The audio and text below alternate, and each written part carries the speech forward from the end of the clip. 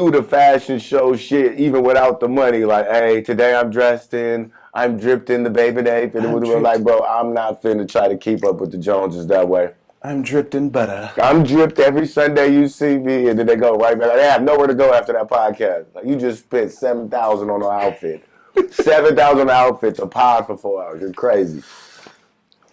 So let me know when you're ready. Are we rocking? Calbeezus. Yeah. Yes, sir. What's up, man? Man, we in the house, man. We in the house. I'll be honest, man. This is early. This is the earliest I've potted yet in my career. So this informed me to have to get over my hangover last night, wake up, shower and stuff. I normally don't shower till the afternoon. I like to wait a little while. You feel me? I like to sweat out all the alcohol first and then rinse my body.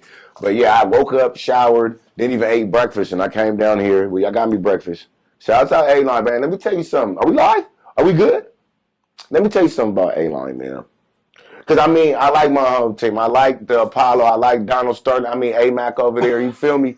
I like the organization over there. You know, sometimes they act a little funny with the Modelos. They act a little funny with the weed. You feel me? They act like it's a problem when nigga come up there looking for that drink, looking for that. I go in the refrigerator here and they got 6 packs of Modelos for the homie.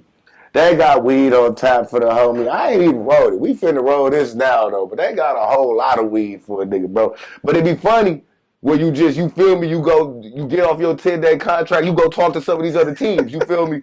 And they let you see how their organization moving. Hey, it makes you wonder, like, do I need to take my talents to South Beach? Sometimes I be feeling like that as a 10-dayer, you know what I mean? We just feel we gotta have the guests feel appreciated. Man, have you ever heard of Donald Sterling? I know exactly what you're talking about. He doesn't really feel that way sometimes. He doesn't always feel that way, that organization. You know, organization is different. You could be in like Canada, you could be playing for the Toronto Raptors, different taxes. You're not making as much money up there, a whole different game up there. Then you could come to a place like LA, and while we're not winning, it's still a beautiful organization. You know what I mean? So I'm shopping. We got the Birds and the Bees podcast coming up right now. I'm actually trying to GM my own team right now. Right. But we still looking for homes. You feel me? We love this pie in the world. You know what I mean? So if A-Line have me back again tomorrow, I'll be here tomorrow. Hypothetically. I just want to say thank you for coming through. Yeah, yes, sir. Sitting down, giving us the opportunity. You feel Appreciate me? you, honestly, man. You feel me? You've been doing your thing, and for a long time. You know what I mean? And I just want the people to get to know who really Calbeezus is. You feel me? We can, you know what I mean? Start off with obviously your name, your little background. Not little. Sorry, I hate that word when people say your little. But your name, your background. You gotta say little with me because I talk too much. Or even your stage name, you feel me? For sure. But go ahead, tell the people. So, my name is, and don't dox me and go look at my backgrounds and all my warrants and stuff I have. But yeah, my name is Calvin Dyer. It's not Cal in Dakota like you see. That's my YouTube persona. That's my little troll persona, the Cal in Dakota. I want to ask you about that too because that seems a little abandoned. What happened? It seems a little abandoned, that page, 37 subscribers. But we'll get to that. We'll get back to it. We'll get back. That page, hey, it's in the notes. It's in the notes. Yeah, we'll come back to the page. And hopefully, we can change that today. When you guys see this, you go over and subscribe to the YouTube and hook it up. Because there's nobody there. It's a desert wasteland and there's no it needs some water. Content there. It needs some water. It needs some water, yes, sir. Jesus. But yeah. My name's Calvin. I don't have a middle name, ironically. So I'm a junior. My dad's Calvin Dyer, and I'm Calvin Dyer. We came from that slave generation. They wasn't giving niggas middle names back then. They didn't care enough. But my son is Calvin Isaac Dyer, so you know what I mean. I thought he would still be considered a junior, but they said once you put the middle name on him, there's no more junior. I'm just a slave. I never knew that. He's free. I never knew that. I didn't know that neither. Yeah. If you add a middle name, you're no longer a junior. So he has the same first and last. But because of the middle name, he's not technically my junior. Okay. It has to be technically all the same. So because my dad doesn't have the middle name, it's Calvin Dyer, I'm a junior. Okay.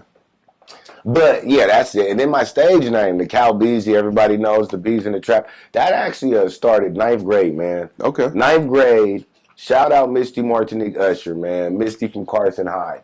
I want to say we were maybe in a math class, honors algebra. I took honors classes, people, but it was probably honors algebra. And I just remember coming into class one day and she just was like, "Big Killer Calbeezus."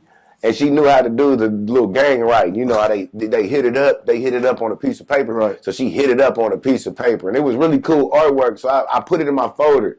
I don't know if they still do this. The kids still do this, but back in the day, we'd have the 3-ring binders with the little clear joint on it. You know, the slide-ins. Shouts out to Joe Budden because I was the only nigga that had drew. I could draw. I drew a picture of Melissa Ford on the cover of the King magazine.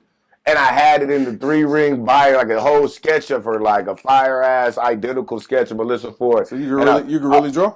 Oh, yeah, I can draw good. Okay. I can draw you as you sit there now, like identical, like on Picasso stuff. I'll show you some of my stuff. I'll show you some of my stuff after the show. Okay. But yeah, at the time, I would have that in my folder. So Misty drew the big Killer Calbeezus in big letters, and I put that in the folder. So I would be walking around, and people would see that in the folder and be like, Calbeezus, big Killer Calbeezus. And then from there, it evolved from Calbeez to Bees to Beezy to when I started doing the church thing in college, it was Beezus, and then it's always just kept. And then now Bees in the trap. I like Calbeezus. I like Beezus too because I'm a pastor's kid. Like I said, like I have a big backing in church. Yeah. First episode, Birds and the Bees, we will be diving into the code. I will give you the back history and the whole source of the code and how the code started. It's in the notes. Yeah, that's right. So let's how old are you, bro? On February 18th of this year, I'll officially be 24 plus 12 years. Okay. And where were you? 36. And where were you born? I was born in Torrance, but I'm a South Bay boy. I'm a South Bay boy who just trying to make it. I come from Torrance. Shout out David Sebastian. Okay. You feel me? He was on my last podcast. He rapped, but I'm from Torrance, man. Torrance, California. I was born in Torrance. I grew up in the Weemosses. Shout out Lefty Gunplay. You got. I grew up with the Mexicans. I was the only nigga on my block. Like, it's funny to me now.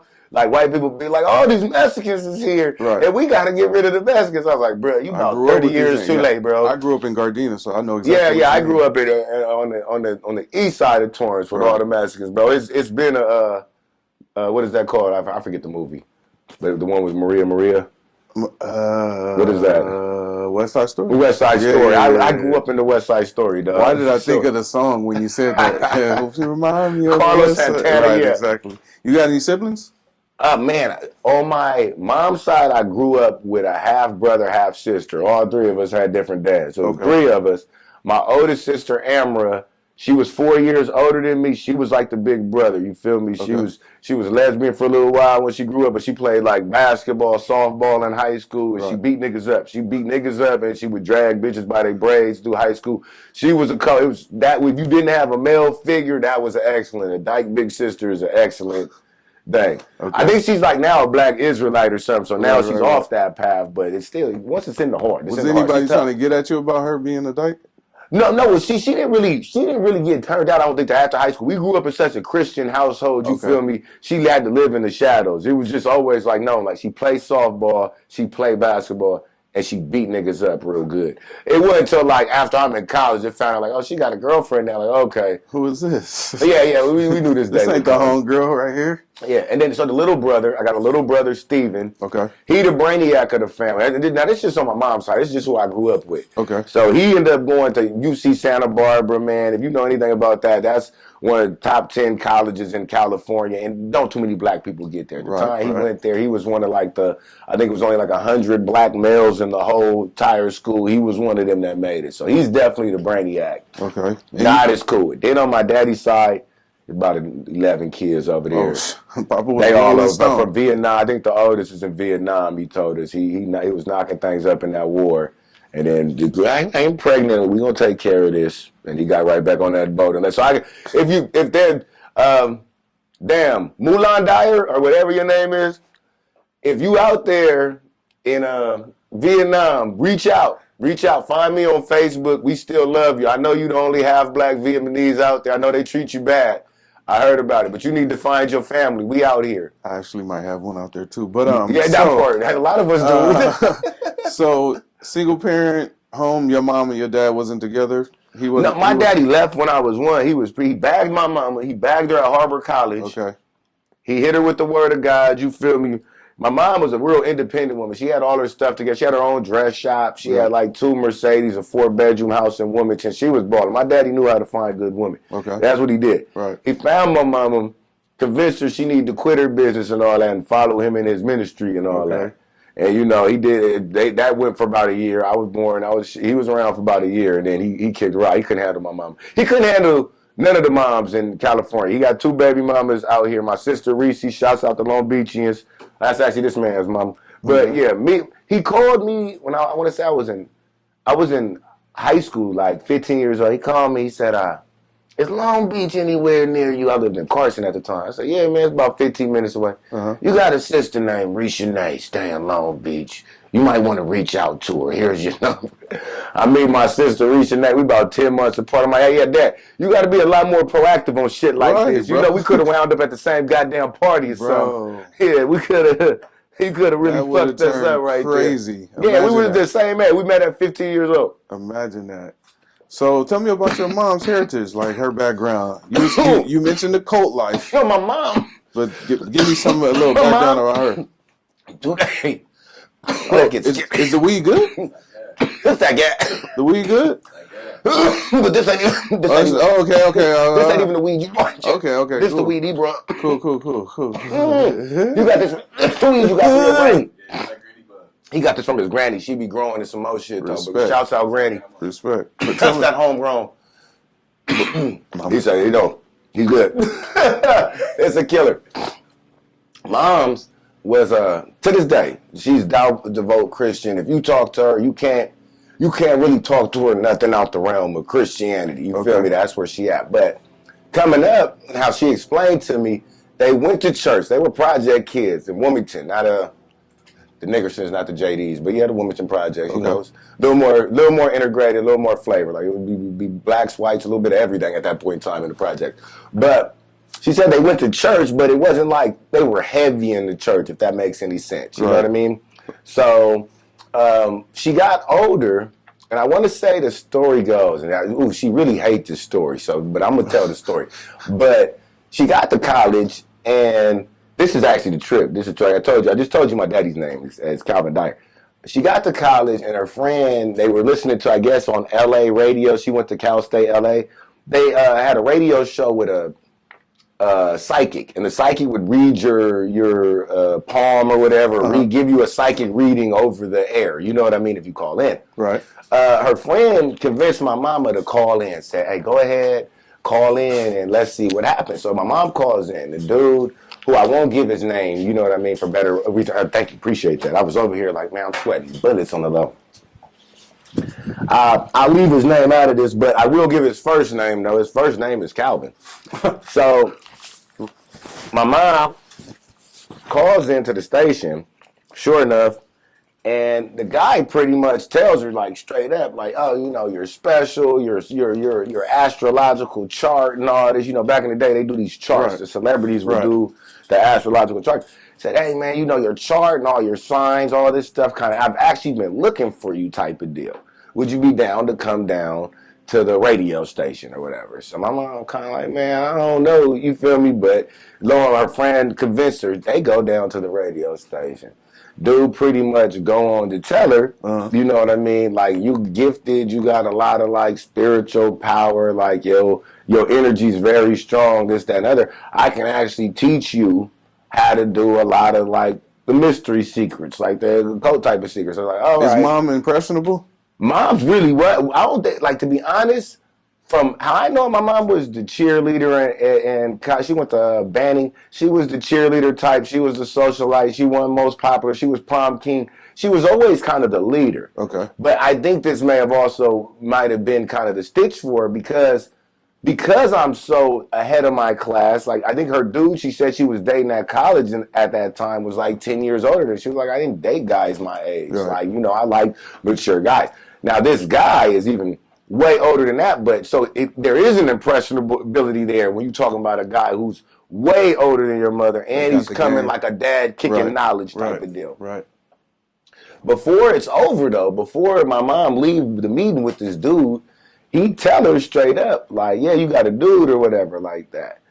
And you're in a play or something, you be like doing theatrical stuff. So my mom was into theatrical productions in college, and the dude was in the play with her. Mm-hmm. Dude told her straight up, he's cheating on you with somebody else in that circle, and he got some pregnant. Sure enough, though, it turned out to be true, right? So, But was he cock blocking or what? he was all psychic cock blocking. He all went in there psychic cock blocking. Psychic cock He went blocking into is the crazy. ether. He went into the astral realm and came back telling information that wasn't supposed to be privy. Right. So, but because of that, now moms end up doing her research and finding out. Sure enough, her dude was messing with the other chick that's in their production group on some trippy stuff.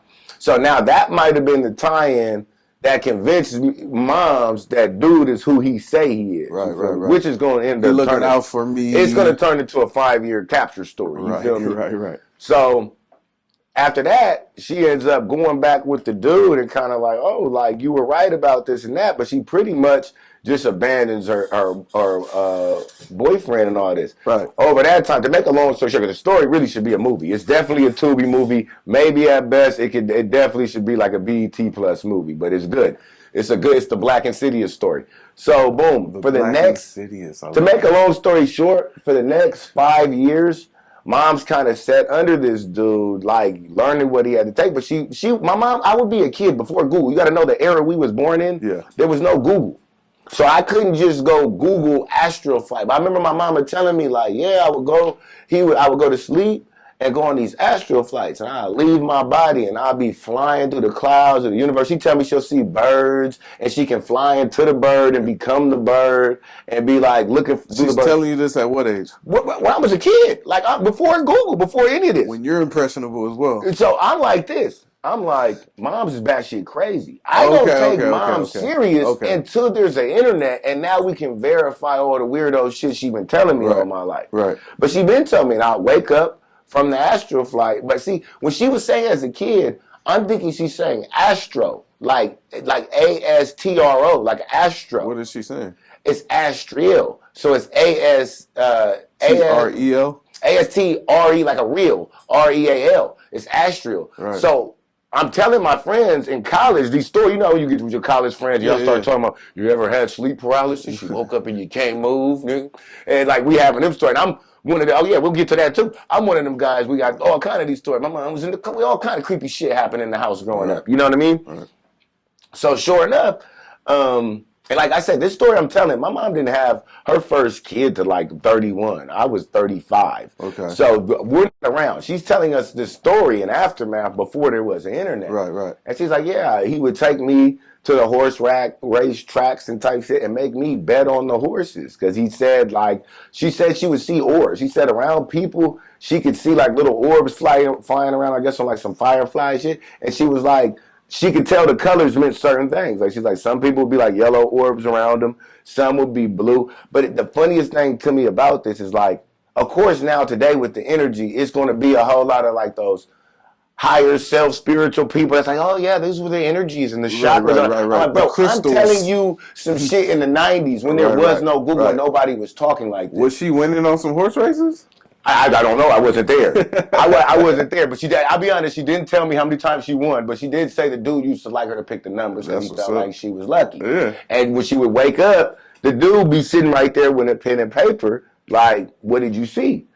But she'd be like, how did you know that I left my body type? He's like, oh, I can tell. Like, when you're asleep, like, I can see your body seizure. Like, I can see when the spirit exits. Like moving. Like, but the funny thing, ever since she told me that as a kid and all that shit, I be noticing that. If you ever had girlfriends or anything like that, you be sleeping in the bed and you notice them just baby shimmering and shit. I'm like, oh, that bitch out of here. She out of here. She into the ether.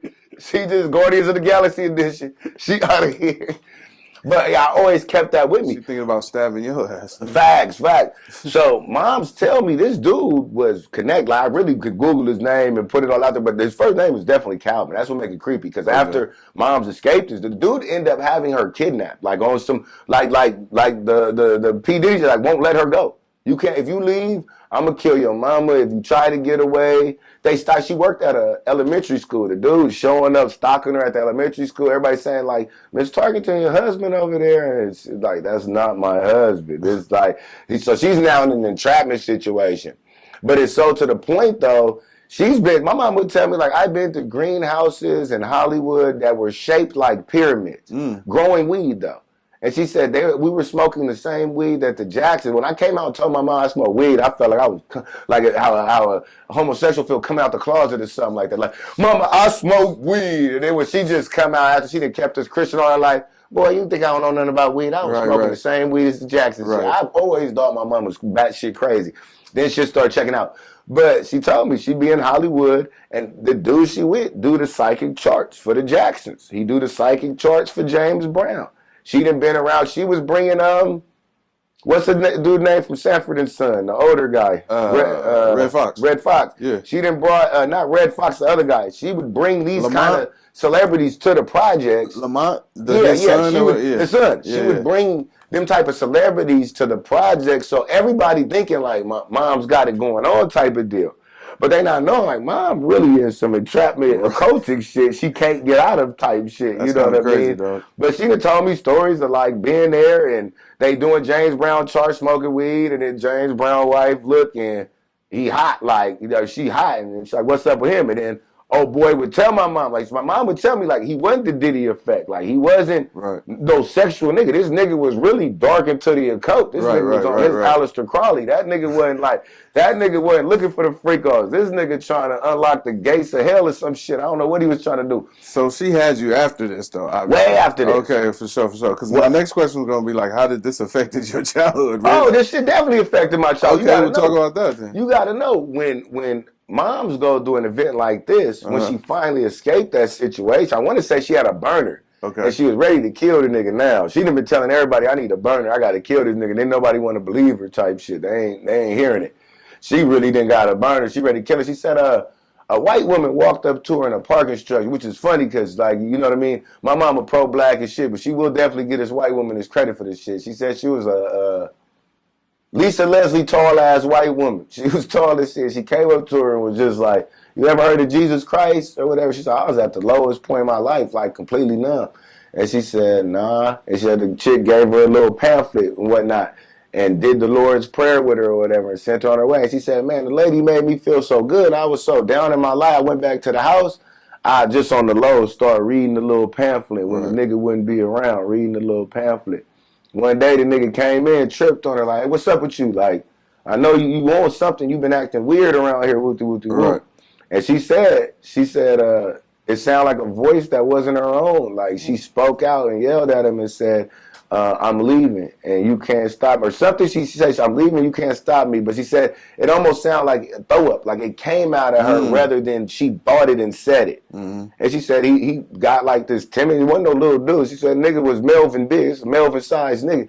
She said the nigga just kind of like stood back with a surprised face and pretty much was like, well then go then, and let her go. Right. He probably felt that shit too, though. And that was the end of that story. But so I come after that. Now moms that went on a journey through the church. So she didn't end up being like a Jehovah's Witness. So my big sister Amber, daddy, Jehovah's Witness. She done found herself in a Jehovah's Witness church. And then like, okay, this ain't for me type of deal. You feel me? She get out of that. But she's figuring it out. My tricky ass dad. But then you wonder, does she figure it out? Because see, I still got she was figuring it out. Yeah, she was trying to figure it out. Exactly. Yeah. I still got the love-hate relationship with Christianity for that reason. Because, like, down to my daddy day one, like, oh, my daddy come in like he's the savior on the Christian tip. You feel me? But he really a wolf in sheep's clothing, too. You know what I mean? My daddy, to this day, he preaching to this day. He didn't took care of all but, like, maybe 3 of his kids. He got, like, 11 of them. You know what I mean? Right. And from the stories I hear, he really that nigga from the Temptation song, the Rolling Stone nigga. Like, that nigga done some Papa was a Rolling preaching. Stone. That's what I said when you said he had 11 kids. That's him. That's him. So I come along 35, and that's when my mama's now married to a pastor. You feel me? And what's funny, it goes from this occultic Calvin to Pastor Calvin, and then you get Calbeezus comedy. Then you get me way after that. Calbeezus. Yeah, you get Beezus after that.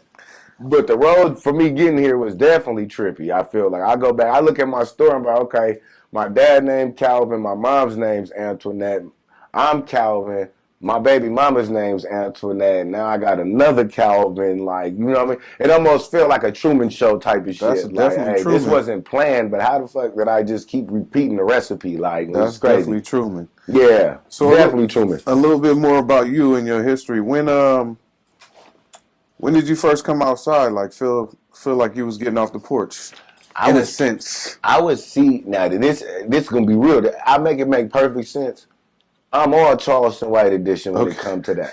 What you mean by that? What you mean by that? I mean, I grew up like how he said I didn't have to be in the street. I didn't have to be in the streets. Okay. Moms raised us, always made sure we went to good schools. We never was raised. We was poor, but we never was raised in the hood. Okay. My mom always made sure we were in nice neighborhood. If anything, we was the poorest niggas on the block. We was the charity case. All the white people looking at us like, look at these broke niggas on the block.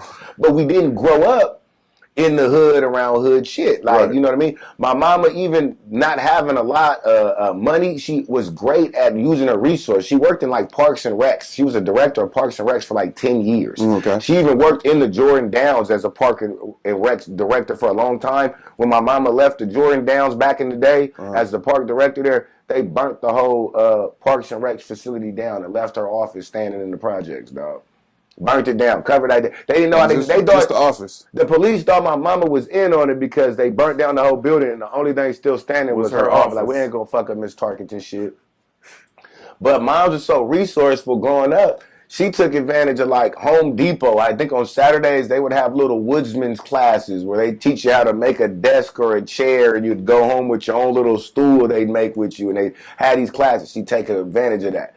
If it was puppet shows at the park or something like that, like she'd make us go. I didn't even get to play football. I want to say my junior year, I didn't even get to play because my mom made me go to the Upper Bound program at Cal State Dominguez Hills, and I had to live on the college campus for like 8 weeks during the summer. You know what I mean? To have the college experience. Like for me growing up, college wasn't an option. Right. It was never like, oh, if you go to college. It's like, no, you're going to do good in here, and then you're going to go to college. She wanted you to succeed and excel. Yeah. Sure. So when it gets to the street part about that, that was the curious, I think, always bad side of Bees. Was like, I'm the church kid, and while I'm in church and highly spiritual, I think I understood church like at a young age. I went up there to get saved on my own, like at 11 years old. Like, and I knew, like, okay, they're going to have me, like, Terry, and I got to speak in tongues and all that. But I remember, I can consciously remember making the decision that I'm finna go up there and get saved at 11 years old. Like, this is something I want in my life. What prompted that decision? I was just an 11-year-old kid. I'm listening to the pastor talk, and I think I've always had an ability to understand. You see, I converse very well, but I feel like my frequency, however God built me, it may seem off to others. Right. I operate at a high frequency where when pastor was talking, even at 11 years old, I can understand it like I could as an adult. Right. And even maybe not understanding all the scriptures and everything, I got the struggle he was talking about for my soul and like, hey, you got to get right and all this. So it just moved me and touched me in that moment that it was like, hey, man, I need to be taking advantage of it. It wasn't like the kid who was like, who wants to get saved, and one kid get up, so now all the kids get up. Now look at these 7 kids. Your mom tell you to go up there, boy. Your mom tell you to go on up there. Like, no, I remember sitting in the balcony by myself with the kids and just getting up like, today's my day. Today is my day. That's what's up. So you always felt like you've been somewhat of a leader of your own. The pastor kid, I think after I got saved, like that first Sunday, I think I came to church with my Bible. Like I started trying to put my demo down. That's what's up. I started coming to Stephen White Middle School with my Bible every day in my hand. And I walked around. I did that shit maybe about for like 3 weeks before I backslid and went back to the world. Right. But you got to give me credit. I was 11 at that time. Yeah. That was 11. I tried to get on I tried to get on my Creflo Dollar. So no, but how did your father not being there influence you growing up? I think it influenced me heavy. Okay. And I think, like, see, there's a lot of things on podcasts, and you've seen me on the podcast. One thing I major on is being a person that tries to be as uncensored as possible. Mm-hmm. I don't feel I gotta lie to people. I don't feel like I gotta put on or play a part. Right. I try to be the most authentic version of myself, so y'all can get that reality. So when y'all hear me on there and it's steady, like he talking about he ain't got a daddy, he ain't got this. There's certain fans who will take that as, oh, look at him. He still got daddy issues at 40. He still got this. Like, in half, that is true, because any of the issues you have from childhood, most of those you carry through you. Right, it's a little bit of trauma. So even to, like, point blame at that, like, oh, you're still dealing, like, if you want to be honest, a lot of our issues we're dealing with today as humans, they started from probably childhood. They probably didn't start in your adult years. Definitely. They're probably deep-rooted issues. Those are the ones that's hardest to break. Those are the generational curses. Definitely. So I don't take slight at that. But I also speak on that not because I'm necessarily hurting and I'm crying and want everybody to know. Right. I know it's so many other people who going through the same thing. 70% of the dads were not in the home in our community. So when I'm speaking up to, hey man, I ain't had that father neither. I'm really speaking to my tribe. Right. Anybody else can relate. You feel me? That's why I keep saying it. And people will think, oh, he's crying. No, I'm crying out for my tribe. I know it's lots of men out here that didn't have their daddy, and they had to figure it out on their own. And a lot of it is the Charleston White effect. We turned to them streets. That's what my next question was. Yeah. Like, what influences did you have in the streets? Like, did you join any gangs or any cliques? On my side of Carson, where I grew up on was like... Where you grew up in Carson? 228th and like Figueroa. So I grew up not on the black side. I didn't grow up on the Stevenson Village side, on the Delamo side. I was closer to where Scottsdale was and like those projects, but I was even further west than Scottsdale. It would still be a mission to even get to Scottsdale. My side of Carson was predominantly Filipino and Mexican. All right. My homies on the block, just like you guys got A-Line. Right. You know what A-Line is, right? No, I didn't know the whole abbreviation. Avalon. Oh, okay, that do make sense. That makes. Oh, the A-Line. He did say that, huh? Well, no, I didn't put that together. If you look at our logo, I'll be honest. When I seen A-Line at first, and Reggie had put me up on you guys, that was the connection with Reggie, and he was from Arizona. I took the A for Arizona. I was like, oh, this must be Arizona Productions. Yeah, That's what I thought. I thought you guys was based in Arizona. That's what I said. Are you guys out this way? We grew up in Carson, bro. Which part of Carson? Walnut, right there. Walnut and Avalon Boulevard. Come on now. Yeah. Where the Centerview? Yeah. Bro, I was in front of the Centerview apartments right there. You know my nigga. Shout out my nigga John Doe used to stay up in that motherfucker. John Doe. Yeah, I know John Doe. That's my nigga. He played football with me at Carson. I went to school with Dave Free and everything, bro. Bro, Dave Free, man, come on. That's DJ Dave. Sis and everything, bro. We just be, you know what I mean? This what's funny about Beezus. You gonna see, like, and people gonna see. Bee's been under his rock, but when I come out, you gonna see. There's been people, Tiny and other people, like the Oso homies. Shout out my Samoa homies. Like, man, I went to Gardena, whoop to whoop. I played around that day with the Malays. Like, oh, you know them Malays. Niggas you gonna meet tomorrow, you probably know them niggas. That's what I'm saying. Real talk, it's a small world, but now when you putting it that way, who you know? But John Doe, I got stories with John Doe. John Doe the homie, man. John Doe. Shouts out to homie Jeremy Bryant. This nigga the police now, but his daddy is from Centerview. His daddy is Bullhead from Centerview. OG Bullhead. And he's little Bullhead though. Look, trip off this though. Trip. I want to say we was in high school. It's Father's Day, like my senior year, so it was like 2005. We go to my boy Jeremy's house. I meet Bullhead from Centerview for the first time. He's like, yeah, blood, I'm from the project. I'm from over there, Centerview. Niggas used to be scared of me when they see the looks in my eye. He telling us all kind of hood stories and shit. Right. But I'm knowing like JB, my nigga, he like similar to me. Your dad a little more in your life, but your dad ain't been there like that either. So you kind of like, I feel like you hearing these stories for the first time with me. Carson, they call it like rich gangsters. Yeah. Bougie gangsters. I want to say he was living out in like Lancaster some of the time. We drove somewhere far to go see this nigga. But let the truth be told, man, we came back and John Doe hit us and was like, you niggas trying to throw eggs? Niggas like, yeah, we trying to throw eggs. For some reason, they picked in the front of them Scottsdale gated apartments. Nigga, I hop out the car. I'm the first nigga happy as fuck. And at the time, I don't know if you remember this, in high school, niggas used to paint the white tees, bruh. Yeah, all day. I was the nigga that painted the white tees, bro. That right there. We'll put the tape on them motherfuckers, tape them off. Avalon swap me, Rosecrans swap me. And paint the white tee. But not the airbrush shit. Oh, I'm talking about the Picasso shit. The niggas would get the white tee and put like duct tape on them. And make designs in them, and then they would put. He was going that extra. Yeah, and I was doing the airbrush at the swap meet for sure. I gotta show. I might have a picture. Of me in one of them. But at the time, the homies, shout out, holla at the homies, bro. The homies on the pod know. Bees used to be selling white tees, the designer white tees with the paint abstract artwork on it. You could ask it for any color. If you had like some orange or blue dunks, that nigga was gonna go tape your white tee up. Paint that shit on some Picasso shit, tear the tape off, and your shit would just have like an awesome design. It'd still be a white tee in the back. This is great. Yeah, this good shit. I didn't even know you was tied in this interview like that, but that's what A-Line is, bro. Yeah. For facts, bro. I almost got busted on. The niggas pulled a whole gauge on me in front of the apartments. They pulled the gauge on me. They're like, you gonna die today, blood. And I'm standing there like, is my life in this end right here, senior year in high school? And tell you what saved us, John Doe walking up right behind us. And the niggas look, wait, hold on real quick, blood. That's John Doe right there. Wait, stand down. So then when we get over there, like, man, what you niggas doing out here this late? Nigga, don't you know some niggas from Whoop De Whoop just came over here busting, nigga. We was already on standby. Sweet. And I had a painted shirt on that was blue and orange to match my blue and orange dunks.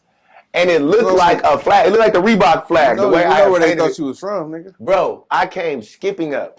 I came skipping up. You know where they thought you was from, nigga. They put that gauge right in my chest senior year. Stop playing. They seen John Doe, and that made them stop. And then they gave us, they give us the hood story. They give us the hood. Do you niggas play basketball or football? Yeah, we play basketball or football. Well, take your ass, nigga. Well, you niggas need to be in the house reading books. You want to, nigga, you don't want this life. Exactly. Trip. JB's with us. The homie Jeremy Bryant's with us. His daddy, Babu here for Centerview. Right. He just got word that his daddy used to be one of these niggas from this set. These niggas giving it the time. He's sitting back there looking real cocky. I'm wondering what's up with JB. Like, man, JB, you need to be cool like the rest of us, my nigga. You need right. You need to act like you need to play sports and read books right now, my nigga. You're not about that. He got his hard shit on. That nigga said, they said, what's up with you, man? You acting like you kind of like, where you from? I ain't from nowhere, but my daddy bullhead from Centerview. On my mama, just like that nigga told us, every nigga face over there changed. Them niggas started talking to us. Night nigga said, matter of fact, nigga, you look just like that nigga. Yeah, he do. He look just like his daddy. He like, you look just like that nigga too. Well, what do you nigga, man? That's this bullhead son right here. Exactly. And after that, we all tried to get put our cool back on again. Yeah, put some respect on the egg throwers' names. Nigga, we come in the name of bullhead. Hey, what high school did you go to? Carson High. Okay, you went to I went with John Doe. Me and John Doe played football. He played linebacker. Yeah, I done took some foul hits from John Doe. Because you remember John Doe always looked like he was 28 years old, even growing up. He had a full beard and all that shit. So going to high school for the first time, like, how was your introduction to socialism? Well, I had just got kicked out of middle school. Okay. So when I got back to high school, middle school, I had lit the art building on fire. Oh my God. I didn't do it on purpose. I didn't do it on purpose. I went to Stephen White Middle School in Carson. Okay. And I don't know, man. I had a lighter. You know, the coolest shit to have in middle school is a lighter. Right. And I just said, you know what we gonna do? We gonna ball up the school paper. Oh my God. And I'm gonna light it on fire. And I'm a alley-ooging it at people. I'm gonna throw it at people like I'm Super Mario Brother, like I'm throwing fireballs and shit. In my mind, I thought that was cool to do. So he said, alley-ooging. I'm throwing fireballs at people at school. Boom, I see the dean or whoever was in charge of school. I went to Samoan homie. I said, oh, shit, nigga, we got to get rid of the fireball. No lie, no thinking. Was it already lit? It was already lit. Oh, shit. But I threw it over a wall. It was like a wall next to me. Not knowing what's on the other side of the wall. Bro, they're doing construction on the other side of that wall. It's nothing but dry flammable paints and shit. I put this on my daughter, so today I put that on my kids, so I did not know it would. I threw the paper into a dry wood area where they were doing construction. But I seen the teacher, I just threw it over the wall. Literally, that shit didn't get cracking until 30 minutes later. I'm in first period history. I'm bored as shit. Boom, the fire alarm go off. It don't even click to me. The fire alarm go off. I said, yes, thank God, because this class is boring as shit. As soon as we get outside, I look up. Whole motherfucking art building is smoking. The whole art building is in flames, engulfed in flames. 9/11 shit is going on. And I immediately realized right then, you done that shit, Calvin. You didn't mean to do that shit, but you done that shit. Boy, I must have went out there, did the whole drill. I tried to have a little sit down, talk down with the Samoan homies so we didn't get Rico'd. You feel me? Right. Bro, we ain't know nothing. We ain't do nothing. Yeah. We ain't see that. Cameras over there, though? The back, you got to know, this really kind of like middle school for me when I came 2002. This damn near like 99. It wasn't George Orwellian yet. Right, it wasn't like where they had the black cameras all over the school. They might have had a couple security cameras, but it wasn't like they had. At this point in time, what you had was you had a good network of tattletales. That's what you needed. That's what I was about to say. So how'd you get caught? You just need informants. You just need enough kids to say, I seen Calvin throwing fireballs with the light. And it's middle school. They were going to have a couple because they probably didn't even see that one, but they seen your ass throwing the other shit. They didn't see me do nothing. But all they had to be was one kid say, I did see bees with a lighter throwing fireballs. It won't take these adults that long to unsub me and figure out, nigga, you done this shit, nigga. You done. I remember them piecing it together and finding out. And I'm the type of nigga, I lied to the bitter end. Like, I literally had to go all the way to the school district, downtown LA, to like LAUSD. Deny. Bro, I lied to the end in the name of Jesus. This is after I was saying, in the name of Jesus, I lied to the end. They was like, if you tell the truth, we'll be lenient. I ain't do it, man. I still ain't do it. It wasn't me. It wasn't me. The Samoan homie came in there. His daddy done beat it. Oh, he beat his ass back in blue. He was down with me like, bro, we quiet. None of that, all that. Next day, I seen that nigga at school. He didn't look you in the eye. Tipped it. He didn't even look at me. He couldn't look at me. One of them motherfuckers was so big. One of them eyes was so shut over. I was like, oh, you got the potty eye. You got the, he gave you the USA word. He went home and got that. He came and told it all. And nigga said, fuck you, Calvin. I got a daddy at home. Fuck you, nigga. I can't play with you. I ain't playing with you, nigga. I got a daddy at home, and he cared, nigga. That nigga told it all. I understood. So, but did you finish high school? So, I got kicked out of middle school, and then I went to, yeah, of course. I graduated. Not like that. I didn't mean to say it like that. You said you got kicked out. I meant to say, did you get kicked out of high school as well? No, I ended up, and I should have. The only reason I didn't get kicked out of high school, I got kicked out of Stephen White. Okay. And then my mom had to put me in Vermont Avenue Baptist School right here in Carson by the 99 cent store in the goddamn off Sepulveda and Western down here. Okay. But there's a Christian school there. I went there for about 6 months and they kicked me out for starting a gang. And it wasn't even a real gang, my nigga. It was called the Colony because first of all, the private school only had like 98 students. Of those 98 students, most of them were toddlers and fucking elementary age. Of the middle schoolers to high school, it was literally like 13 of us, my nigga. So we all kicked it together from 6th grade to 12th grade. We was the leader. When I got there, I was one of the baddest, funniest niggas that I wasn't even a leader. We just was all kicked. Like, it's lunchtime. Them niggas would have like the little half-court basketball set up in the parking lot. All we could do is play basketball in the parking lot on the busted-ass basketball court or just stand around and talk to each other. But we would always choose to stand on this little dirt hill. That was y'all territory. And I would call it, I said, we like a bunch of fucking ants standing on an anthill. We the colony. We the colony. Oh, that's hard. And it wasn't a gang, though. It was just to be funny. The pastor's wife, the little white girl, come out there to kick it with the colony one day and shit. All of this shit is joke. And she low-key had some ass on her, and I thought she was cool. She was really cool. She was the shelter's pastor's daughter that would be trying to get in the mix with us, and it would be funny just trying to see her come out her shell and shit. Right. But I'm not knowing how sensitive white can be. White can be super sensitive. It can be super, and I'm white sensitive. That's why I be mad at niggas sometimes. Like, boy, I get around niggas and can't show no emotion. I got to be so hard. But she was hella sensitive to the point she came up and she said, "Can I kick it with you guys?" I said, "Man, hell no, this the colony." And everybody started laughing. But it was being funny, and I was like, but she turned around and walked off. So I guess in her mind, it took her so much confidence just to come ask to kick it with her. Right. My Richard Pryor, my immediately snap, say something funny. Right. She didn't took it so serious that it's like she walked back in there and cried. So you know her daddy, the pastor and the principal, he got me up out of there. Yeah, it's like shout out Agent J, man. Shout out Agent J. Teasing her in a sense. He got both of us up out of there. They ended up letting Agent J ass back in. Then I went to home studies. Okay. And then I make my reappearance in the public school at Carson High after that. So I spent about a year out of public school,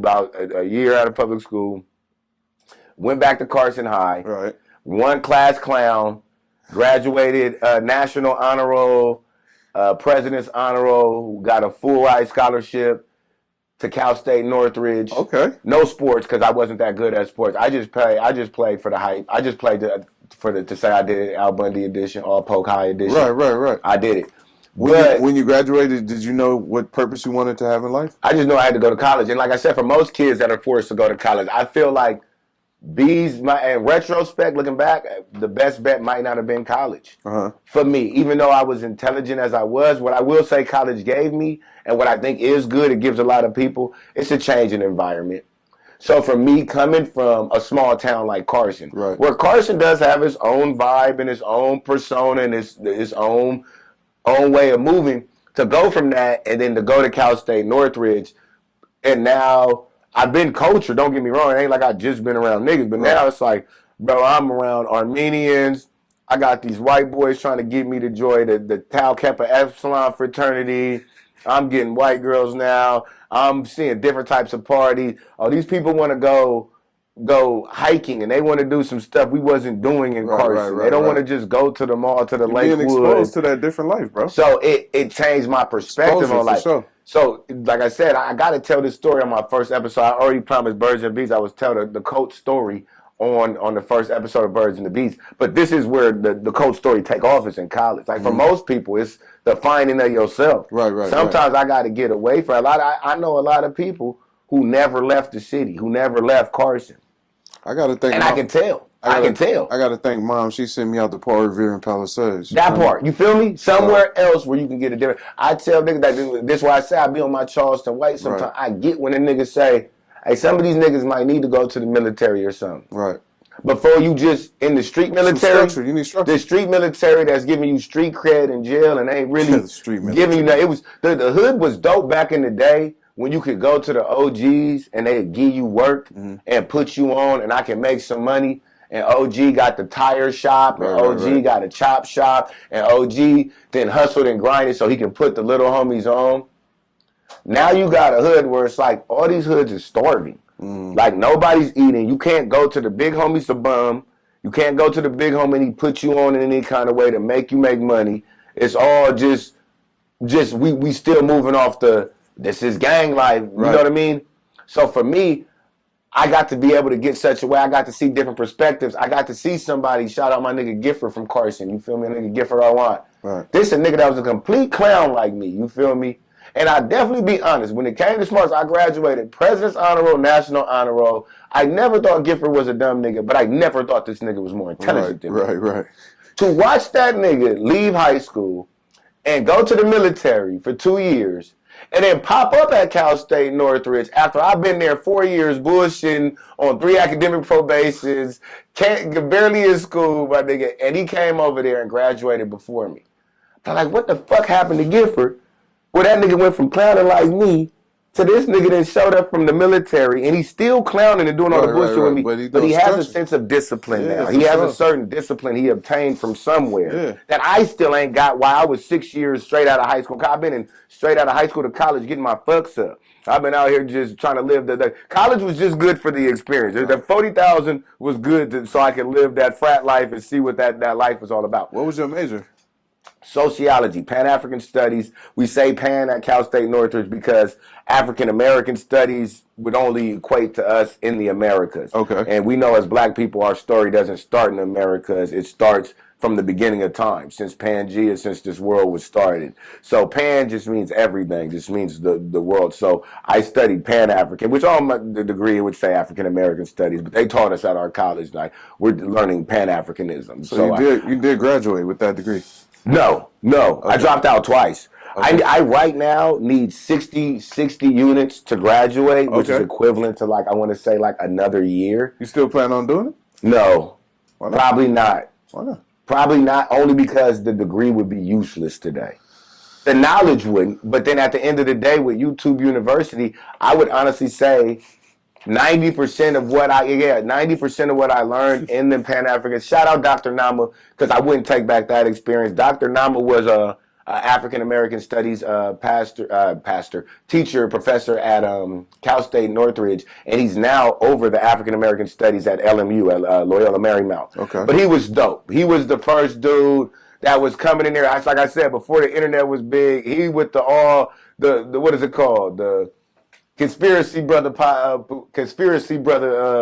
class, bro. Like he's showing us conspiracy theories. He's showing us the first cover of the King Kong movie and got King Kong holding the girl in his hands, and then he show us the Vogue cover of LeBron on there with Heidi Klum and how they got him doing the same exact thing they got him doing on the original cover of the King Kong. And it's literally him roaring. And he got Heidi Klum in his arms. But he's like, now look at the front of the movie cover of this. And it's the gorilla roaring just like that. And he got the little white woman in his hand like this. He said a lot of stuff be so subliminal messages that there's shots being taken at we think that's a dope little flick. We thought it was a dope look. They calling him a big ass monkey. They calling him King Kong. Right. Let's switch gears for a second. Yep. When did you discover your talents as a comedian? And I like that. You opened up for Kendrick, didn't you? Oh, yes. That didn't go too well, but we will talk about it. And that's still on the internet. Y'all can see that. Hey, nephew, you twist up some of this dope for us? Because that last week, that homegrown Grandma Pack had a little bit of that slavery in it. It was still a little bit of that. Some of that. Some of that Wade by the water. So when did you discover I was a comedian? And this is what's scary. I was always retarded, right? So I found out later. We don't want to keep rehashing back to my dad, but from the stories talk about it. I know about the Rolling Stone, Pops, has Farrakhan pull up at his house now on the East Coast. He's homies with Farrakhan. Like that? And the funny thing is, somebody commented when I posted a picture of my dad. They said, your dad looks like Farrakhan. I say, I know. And that nigga be at my daddy's house. My sister called and tell my sister that grew up with my dad in Georgia. She'd always call and tell me funny stories about my dad, knowing I don't know him, though. But she'd call me on a given Sunday, like, yep, so daddy used to be hooked on heroin. I said, yeah, how you know that? Because he was preaching this Sunday, and he'd say, if God can save me, he can save anybody. I used to be hooked on heroin. Yeah. But none of them knew. I was like, okay, so I am like a baby crack baby. You feel me? Right. But since I was a kid, and I always knew this about me, I always had that sense of humor thing. It was always a special glow about me. That's why whenever it comes to a person like trying to act like they made bees or like bees became this nigga when he got here with you, like anybody who know me from 5 years up will tell you, this nigga's been retarded. He's been Forrest Gump for a long time, bro. He been the most awkward nigga doing the most amazing shit. Right. I've been Forrest Gumping it all my life. So I won't. That's why people be like, oh, why you want to keep living in the past? Because if I don't tell y'all the history of my story, you'll only have the present to go off. And the present doesn't tell the full story. We study history in school so you can know how we got to this point. Right. My niggas hate history, especially if their history suck. If they history just got good right now, they want to live in the right now moment. Because that's where your history started. And erase their own history. They want to erase the past. But my mama told me this when I was growing up as a child. Lavella, who was one of her other friends when she was coming out of the occult and stuff, she was still kind of around this person. She later wound up separating from. It's like Lavella told me as a youngin', like he's going to be funny. He's going to be a funny guy. He's going to be that. And when you go back, like I be posting them on my social media. If I show you old videos of me as a kid, like my home videos, in the living room, she like do that thing. Yeah, I'm going to be doing the Michael Jackson. I was doing the Michael Jackson at my sister's. Probably been moonwalking on everybody's stage for a long time. You feel me? The Class Clown of 2005. Like I didn't even run. If you run for Class Clown, no, I'm not running for Class Clown. They just called me to the office and said, come take your picture. But I low-key knew. Who else is going to get a shout out? The people voted you in for sure. The people voted me in for sure. Right. I won, I graduated President's Honor Roll, National Honor Roll. I couldn't go to prom or grad night. They almost didn't want to let me walk the stage. Like you said, did I finish high school? Only reason I didn't get kicked out of Carson High is because I was in the top 10 percentiles of the whole school. I tested in the top 10 percentiles of the whole school, Stanford 9, grades, everything. At that time, Carson was in threat of getting taken over by the state because most of your school couldn't read at a 5th grade level. Right. Most of school wasn't even, not to go on my Joe Clark, you feel me? Not to go on my lean on me. Not to go on my Morgan Freeman out now. Oh my God. Most of these damn kids can't even read at a 5th grade level. But they didn't kick me out because I was academically stellar. Right. Behavior-wise, I was terrible. I literally on report cards every semester, every year, I got AUUs. And my mama, coming from her era, she couldn't understand that math. I ain't gonna lie. Black people got cheat cards. We got a black card. I'll use the fuck out that racing card when I got to. How you get AUUs? White man just can't give a brother his due. Jesus Christ. How I got bad work habits and bad cooperation, but I'm ace in the class. Don't even make sense. But I know why. Bees can finish his work in class in the first 15 minutes. And we have block schedule. Classes are 2 hours, 3 hours. I'm the type of nigga to finish my work and then turn the whole class up for the rest of the class. Right. But that's a disruptive though, right? I'm the disruptor, but like I think I want to say Miss Especially when everybody's trying to, Yeah, shout out Miss Dub because she explained it the best. She'd say, Calvin is so smart. He's such a brilliant genius. He's so smart. But he has the art of never being able to let you know it. He portrays, these kids think he's just some stupid class clown, and I know he's smart. That was a bar. But he's smart, and he has this genius ability to make people not see how intelligent he is. And she said the only reason it becomes a problem is because he is so smart. He still gets the A in the class. Right. The other kids are following his footsteps and clowning with him and doing all that with him. And they fell in the class. And I didn't realize that. And see, because even sometimes when you sitting in your superpower, like my mama raised me, like I said, my mama raised me that I had to go to college, that this was normal. Like, I didn't realize that there's kids in there who had no ambitions to graduate. Right. I didn't realize there's kids sitting in school with burn. I'm the baddest kid in the school, Right. and it took me getting older for some of the homies to know. You remember Whoopty Whoop that be in the back? I was like, yeah, the Mexican homie, whatever. Yeah, he was from Victoria Park Local. He used to have a gauge in his pants, but he so fucked with me. Even I was like, bro, I never seen none of the hate or none of that from everybody because I was so Calbeezus comedy was always love wherever I went. Tied in. So when did you do your first like little comedy situation? That was college. That was college when I dropped out of college the first time. Okay. I'm living with my man. Shout out Darren Bowser, man. My nigga Tanner, bro. He played for Akron, Ohio. He went to Washington Preparatory. He was playing basketball. They told him he had to cut off his braids. He refused and just played 1 year of varsity basketball at Washington. Went to Harvard College. He broke every wide receiver record. And then went to Akron, Ohio. They transferred him to Akron, and then he went undrafted to the Arizona Cardinals. Then they hard not cut his ass right before the season. Jesus. But at this time, boom, he living with his mama in Encino. I done dropped out of college. I'm living with his mama in Encino. Like, we both living on his mama floor in Encino trying to find jobs. We went to Albertsons right there in Encino. We walk in there, hey, are you guys hiring? If you had to see the way that white man looked at it, no. Get the fuck out of here. Turn around, Get your ass up out of here. Turn around. We don't want y'all niggas washing the lettuce in this motherfucker. But he said, bro, you should do this comedy shit. Shout out my nigga Tanner, first show I ever did. Nigga, you should do this comedy thing. You funny as fuck. You should do it. So like I said, I've never done anything. Nigga, Bees thought he was funny. Nigga, the only reason Bees, the podcast, Bees didn't invite himself to the Apollo. Bees was asked several times to come to the Apollo. Okay. Every time you see Bees on that Apollo, he's been asked to be there. Respect.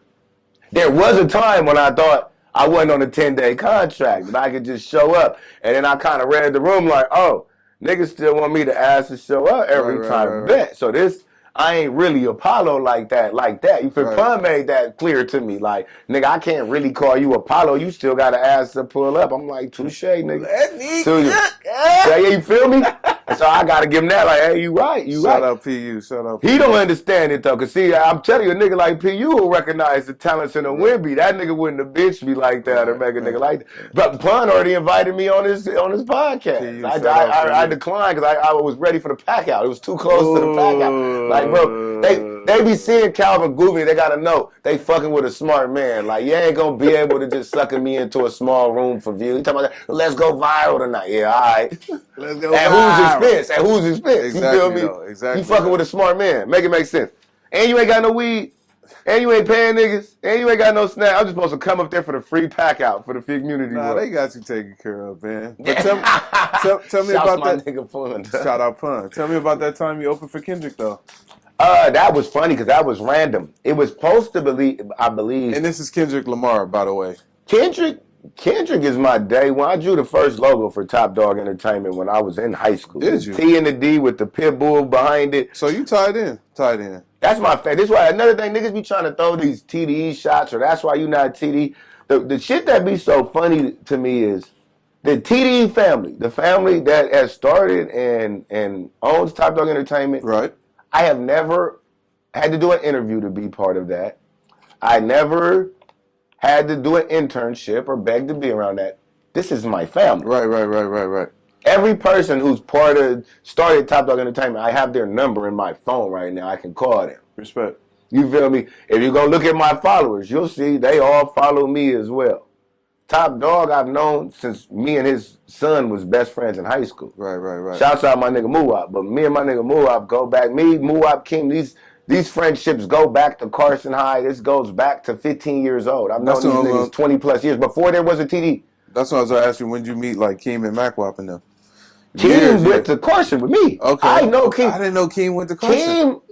I've known Keem before all of these niggas know Keem. Okay. None of these niggas, these niggas are just meeting Keem yesterday. Keem know me. Okay.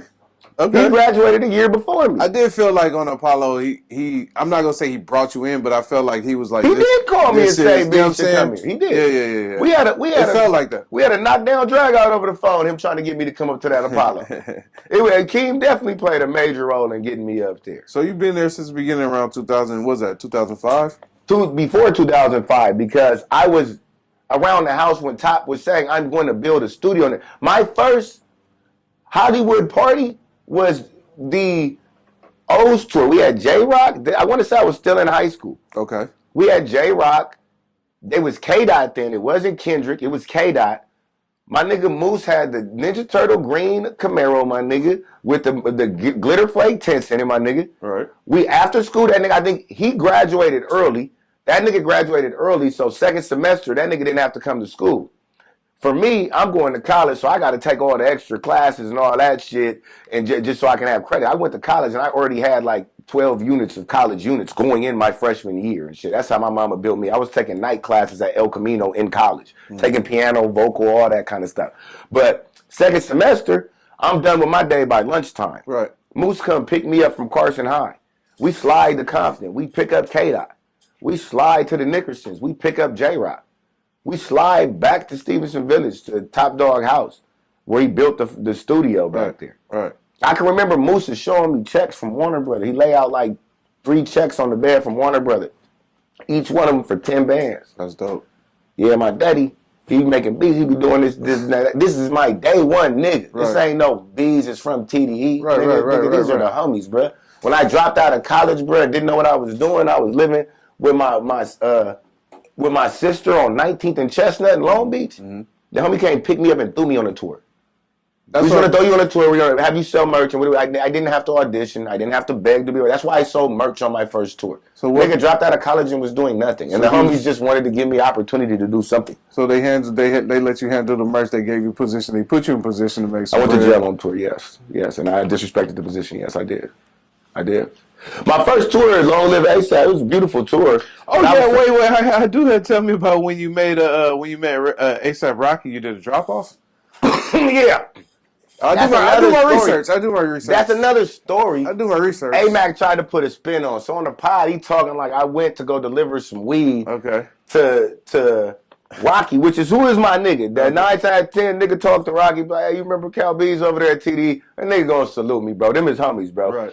But I'm going to tell you this whole story of what happened. Yes, I was managing Uber Collective at the time. That was my bro again from TDE. Shout out my nigga Musa. He had started his own weed collective with Ali, mixed by Ali, and Tone, who was DJing for Absol at the time. Okay. They asked me. How's that? This is good. It's cool, bud. It's fire, bud. Cool. They asked me to manage the business. College Bees needs to manage the collective, bruh. I came in managing the collective, hiring drivers, getting receptionists, doing the promo, doing all. Uber Collective at one time became the #1 delivery service on Weed Maps. We passed up LA Speed Weed. We were in LA Weekly. They did an interview on us. Long story short, all the celebrities would come. Mac Miller, rest in peace. All the homies would come into the city. They hit Moo and be like, hey, can we get some packs from Uber Collective? Right. And we would deliver them the bud on the low, straight to their house. Now, normally we selling like eighths and all that shit, doing deliveries. And we delivering like whole pounds to these niggas. Like you feel me? Like work. So, boom. Rocky was in town. He was staying in his little, never mind his location. He's staying in this little spot in them places, in them Hollywood places that y'all be wanting to be at. Nigga, he's in them places. Right. But boom. He's literally tell Moose, hey, I need 2 ounces, but I don't want no strangers coming to my house. Send Calbeezus. So this is where me as a manager, and I have drivers and I have all this, I could have just sent Bud to his house. I had to go do the personal. Right. So I show up to Rocky's house. I hit him. He not there. I'm trying to ring the door. He not there and shit. Sure enough, this nigga Rocky come walking up the street. I look down the street like towards Melrose and shit. This nigga just walking on the street like a regular nigga. Like this nigga, a lot of these celebrities you be thinking is like, you be going running in Beverly Hills and shit. But he think it's regular just for him to walk on the street. So he's like, Cal, man, I went down there to get some little food at the little restaurant. Paparazzi taking niggas paparazzi everywhere. I'm like, Rocky, you can't just be walking down the street out here, bro. He thinks it's New York. He thinks it's New York. In New York, everybody walk everywhere. Yeah. He got out there, got manhandled by paparazzi. Boom, we slide up in the house. This nigga got the plushest, biggest crib. This nigga keep it so 100 with me. Like, Cal, I don't really keep a lot in this motherfucker because I don't really be here, bro. I live on the road. Right. I live on the road. I really honestly just bought this crib because I be in LA so much. Mm-hmm. I just tired of getting hotel room. So they decided to give me a pad out here. But it wasn't like it was hella furnished, like this is bad. It was literally looked like Airbnb, like this nigga probably just this spot when he out here. Right. Nigga had a Super Nintendo, bruh, with probably like a little 42-inch, bruh. We sat there for, I was going to just slide out. The homie wanted me to chill. These is real people, bruh. Real people. That nigga but I've been on the road a whole 2.5 months with this man, touring with this man, bro. Yeah. His life is entertaining y'all. Roll up. It's like, roll up something, Cal. That's what he was on. He had me roll up the dope. I rolled up the dope. I'm like, oh, nigga, he gonna roll up his dope with me. Right. Nigga, but we do this shit on tour. I rolled up the dope. He like, you played Mario Kart, nigga. We turned on the Super Nintendo, nigga. I dogged him. But word to my mama, look, I'm looking straight at the camera. Rocky, tell the truth, my nigga. I dogged that nigga in the Mario Karts. That nigga can't fuck with Mario Kart. He not bad. He just not the gamer that I am. Right, even when especially from that generation. This is what game system you said? The Super Nintendo, bro. We went back to the retro. Back. We were on the retro playing Super Nintendo. No 64, no. You already know 64 had the best Mario Kart, homie. No, I will not say that. I will not say that because you would not have Mario Kart 64 without the original. Yeah, of course, but come on. You right though. I ain't gonna lie. When that motherfucker dropped, when that motherfucker dropped, it was crazy. Don't you know? And then you didn't have the balls floating around the car no more. You had the balloons. Exactly. But yeah, I beat him. And then these are all true stories, bro. Just to verify. If anybody had to get in the camera, it was me. The nigga Rocky made me get in the goddamn camera. You want to be real? The nigga had one room. You'll go look at the drop. Go look at that Uber Collective drop. Okay. You'll look in the back row. You'll see the Marilyn Monroe picture with the Laker jersey. Okay. That's at his house. That was in his little smoke room. He had a big ass gravity bong on some white people shit. Somebody didn't convince him to get on this white people shit because we didn't smoke nothing but backwoods on tour. Right. And he said, man, I got this gravity bong, beast. I'll make everybody hit the gravity bong when they come, bro. I'm like, all right, bro, I'll hit your gravity bong, bro. It's nothing. We smoking. It's West Coast shit. Right. He showed me the video. Mac Miller did hit. He showed me the videos of all the celebrity homies that had hit the bow. All right, let's hit the bow. I hit the shit. I'm coughing my lungs up. That nigga laughing and all that shit. Whoop, whoop. Mind you, Musa sent me with the mission. Okay. Hey, you cool. Wow, you and Rocky cool, my nigga. Right. Ask that nigga if you can get a drop for the collective. Ooh. So the nigga's trying to put this spin on it like I called in a nigga house and creeping around with a camera. That was not it at all. I was chilling with the homie, but there was a mission objective in there. But he didn't know he was coming for that, though. Yeah, he didn't know the drop was coming. Right. He did not know that drop was coming. Right. I didn't know the bong hit was coming on camera. Shit, I hit the bong hit on camera. Hey, but like I said, the relationship. I think if you ask Rocky that, he said, yeah, that nigga B's this up, but I don't think that'll be his attitude. Nigga, he really asked me when I was leaving, like, why y'all niggas don't come kick you more? We toured for 2.5 months. Niggas don't know what that's like. Don't get me wrong, Rocky had his own bus. Rocky had his own bus. ASAP Mob had their own bus. That shit was called Rikers Island because them niggas is gangsta on them. For them Harlem boys, let me tell you about Harlem boys. Shout out Bari. Shout out all the hubbies over there. ASAP Nas. Shout out all the hubbies, dog. ASAP Dash, dog. Them niggas is wild boys. How many tours you been on?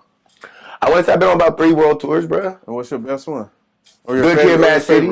Good Kid, Mad City. Okay. Which was the second one after Long Live ASAP Rocky. How was that run for you? That was cool. The first day of tour, I did LSD with Ab Soul. Oh my God. I had never done acid before, and it was the first day of tour. And we were performing on the East Coast, and it was a venue. The only way I can explain it, the venue was similar to what the Hollywood Bowl would be. Okay. But imagine in the background of the Hollywood Bowl, it was ocean, like on like at the beach type shit, like Cali. Like it wasn't a lake. It was like they made this venue off the motherfucking water, where I'm watching the stage, but behind it, I'm seeing the whole ocean and shit like that. Dope. I forget where, Providence, New York, somewhere. I think I can't remember. Providence, Rhode Island. Somewhere like that. Somewhere. I can't remember, but sure enough, we get on the bus, and it was some white nigga, Van Halen, some rock star nigga. He was a rock star type nigga. He wasn't no hip hop nigga. Right. But he wanted to meet Ab Soul, and he was on the bus chopping it with Soul, and he gives Soul, I guess, what's called the tabs of Lucy, the Chance the Rapper shit, the acid rap shit. I was unfamiliar to this day. Now Chance is one of my favorites. I understand now. Boom. He give him a tab of Lucy. And I guess this shit look like Carl. Now, since then, I ain't never seen no, to this day, I ain't seen no acid like the acid this white nigga gave. So, Is it like the Listerine strips? Yeah, it looked like the Listerine strip. No, this shit looked like cardboard, bro. Okay. Black cardboard. And the shit had like what a Joker. You know how a Joker card looks with the double face, it's one upside down, one like this. But it was a bitch Joker. It was almost like a Harley Quinn type of bitch on the front of the tab. And this nigga got some big old Edward scissor hands, like some real made by Acme Looney Tunes scissors. And this nigga cutting the tabs himself. So it don't just come in the Listerine strip. This nigga could have cut out triangles. He could have cut out octagon. It was just a big ass sheet. Yeah. He cutting this shit up. It's me. Shout out Tone. That was a DJ at the time. And they in the back of the bus. Beast, you trying to get down with this LSD? Yeah, for sure. Nigga, I'm really scared, but I'm a rock star nigga. I'm not a nigga. As I said, I've never been a nigga doing drugs in the back alley. Right. I've never been a nigga that was hitting the pookie pipe. Any drugs I've done, I got to do them with your favorite celebrity. I got to do it with the... By choice, not forced. Danny Brown taught me what Molly was and what the difference was from this flaky ass shit that looked like dry raw and this amber rock shit, which really is MDMA. Right. Like, I knew drugs to the point where, like, nigga, I was partying with celebrities. I didn't never have to be the cracked out guy. It was never, like I said, for me growing up, that was never my environment. I only seen that going to the hood, and I was the kid that made his way out of the good neighborhood to the hood. All Charles to White edition. You didn't have to be there, Bees. Right. You fell in love with the hood. Right. So back to the what we talking about? LSD? Yeah. Bruh, on tour your first time. I took the tab. My first time taking that tab. Let me tell you, I was unaware how this shit works. Any illusion. I didn't even do shrooms yet at this time. To be honest. Now, on this tour, you didn't have a role, so you was just kind of hanging, or this tour? No. The first tour, I was on the Rider. They had me as Schoolboy Q's personal assistant. Okay. So them niggas had me on longboards fetching backwoods, and niggas doing all the random running business. And I was selling the merch at every show. And then Danny Brown, manager, shouts out my nigga Mike. He was like, I don't know if he's still around, if you are. Shouts out my nigga Mike. But he was like, nigga, I need somebody to sell my merch on tour. Could you sell my Danny Brown shirt? The little Danny Brown shirt where he had with the Prince cover with the tongue out with the Xanax pill on it. That was the only shirt he had. I just wanted to get your mind state, what you about to take this LSD and then. Bro, I didn't start smoking weed till I was 22. Just to give you more backstory, I didn't start smoking weed till I was 22. Okay. And I wasn't as much of a drinker as I am now. Right. So Bees is pretty much a baby when it comes to drugs and shit like that. Hey, we rocking out, we doing stuff new. This is what we here for, right? First day of tour, I take the tag, say, put this on your tongue. It's going to dissolve. It's going to taste a little nasty, like some chemical shit. Just let it dissolve. So boom.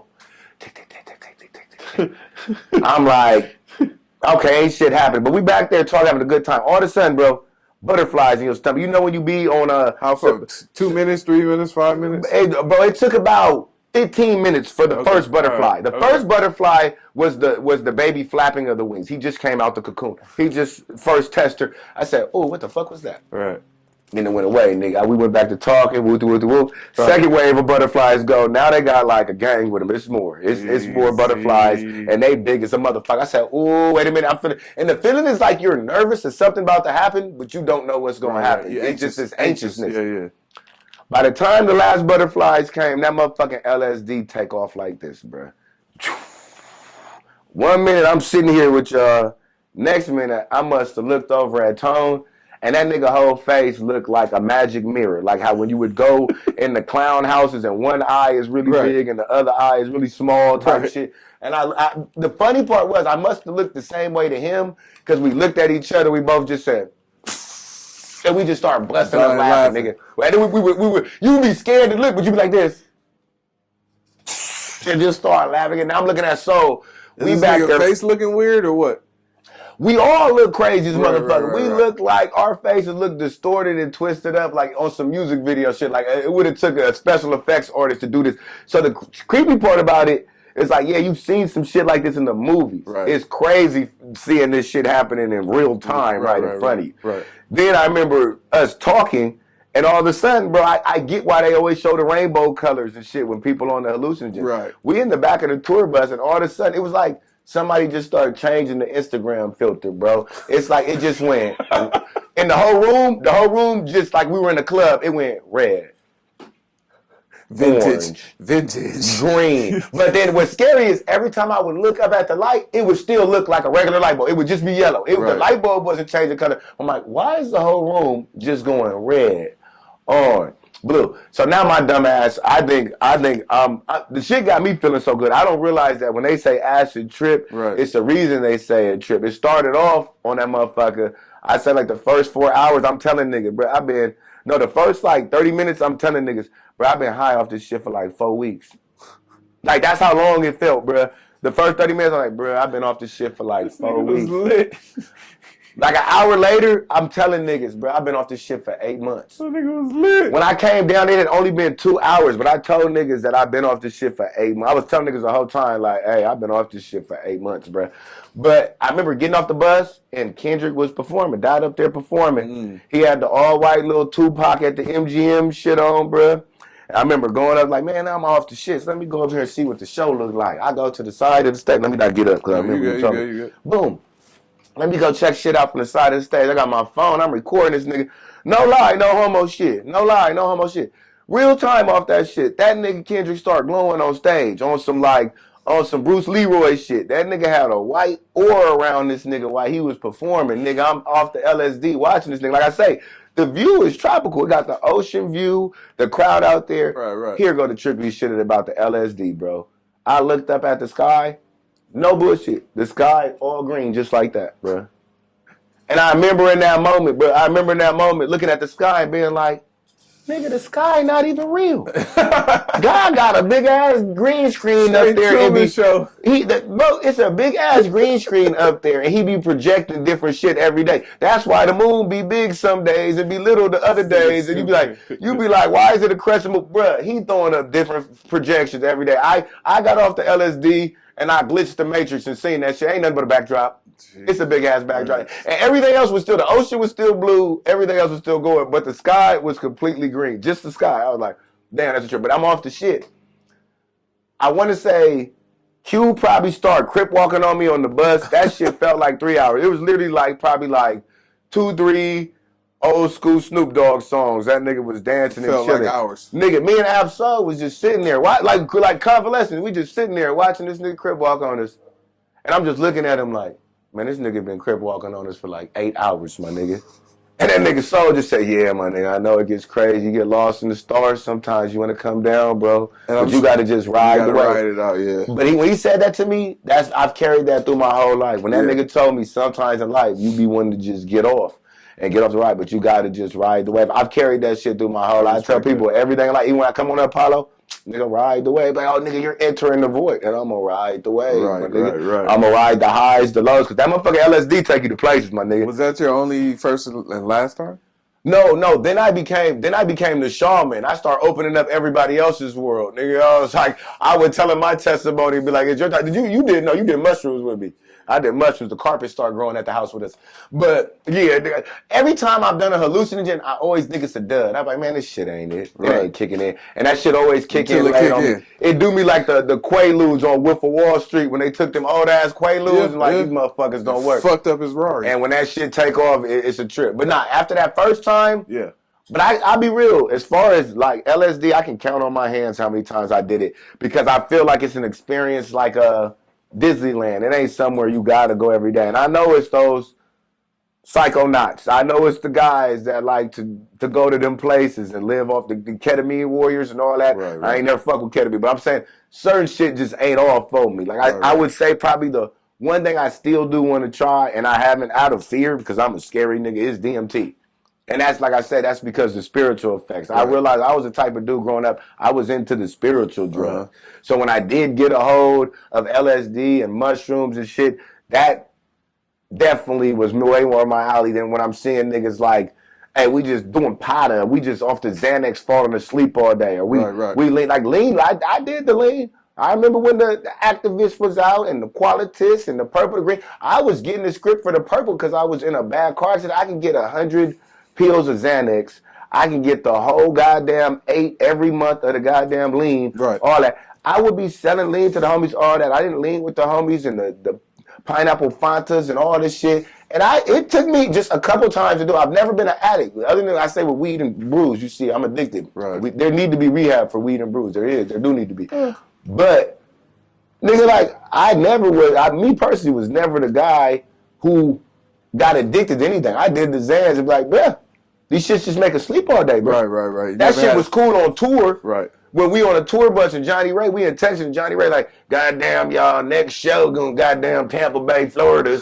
Shit, it's gonna be a 10-hour drive and shit, and we ain't gonna let me know if you need us to stop for that overdrive. Oh yeah, we gonna pop a Zanny on that 10-hour drive. Right. We gonna wake up in Calbeezus, nigga. We gonna wake up at the show. You never had an addictive personality. I didn't have the addictive. I had a party at thing where it's like, I tried a little bit of stuff out here partying. But for me, it was never like I said, I never went looking for the drugs or looking for it. Right. In my adult life, now at 40, I found my balance. Like, bro, I just kind of like weed. That's what I do, my weed. Right. And this beer. And the beer might be a problem. And I feel like I do that more for the people now because they like Modelo Beezy, dog. Yeah. But really, in reality, if they do, bees don't even really drink this much. It's your mantra. It's your mantra. And then sometimes on Apollo, you just got to dumb it down because they don't like an intelligent nigga to get his narrative off over there. So I come over there with hella beers, but they still get the same effect because the beers don't quiet me down. They actually turn me bad. I'm trying to find a balance for them. I might come up there off a Xan one day just so I can sit there like a convalescent. That's what they want.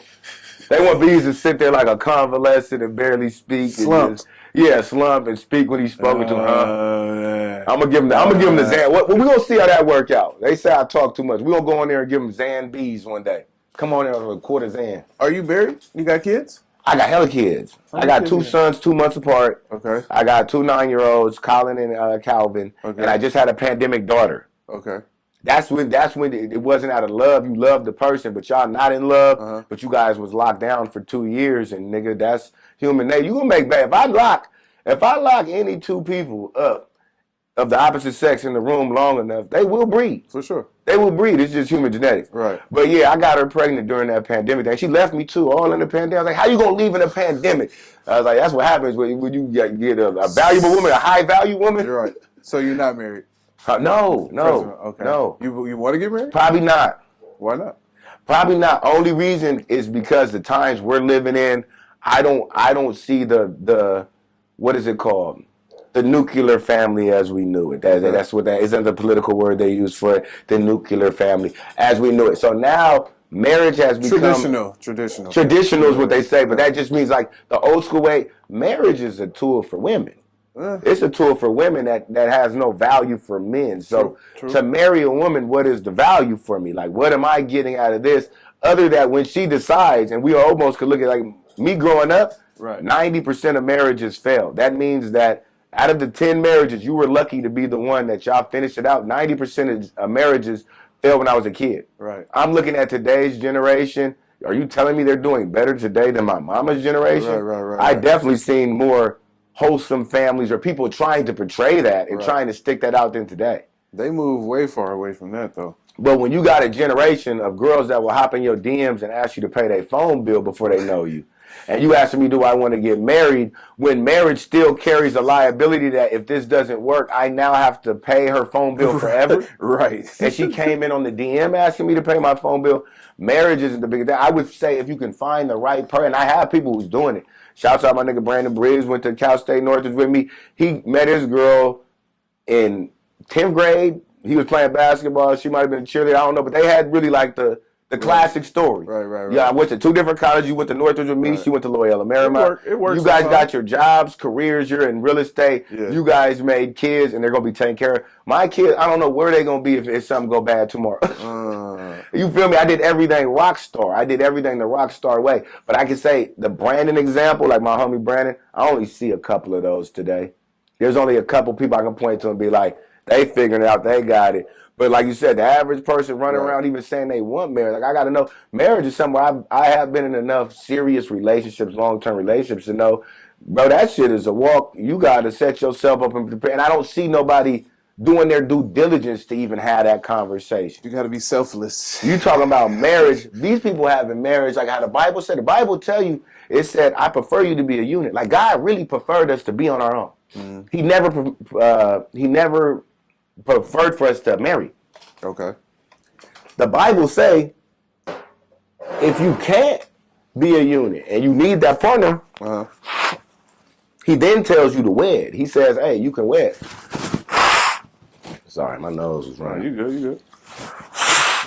I didn't want to blow it at first, but then I felt like a little booger bubble. And I was like, the worst thing is going to be a little booger bubble blowing on my nose. But I was like, I don't want to seem like I'm sick. I'm not sick. But if I was like, they put this narrative on me, I get to blow my nose all of a sudden. Hold on now. Look, that's why I said I got to blow my nose, but I don't even want to put the perception out there. Fuck with you. But where was you just at? My fault, big dog. No, well, I was talking about, he was talking about God and marriage and everything like that. God and marriage. I believe, like what you saying, I believe in marriage. Would I want to get married today in today's climate? That's the no. Right. Not that I don't believe in marriage. I think that's the most beautiful thing. That's why to this day, bring up the homie Brandon Day, like, hey, they did that. It can happen, but we living in a scandalous culture where it's like, I don't see that being the norm. Right. How has having your children made you a better man?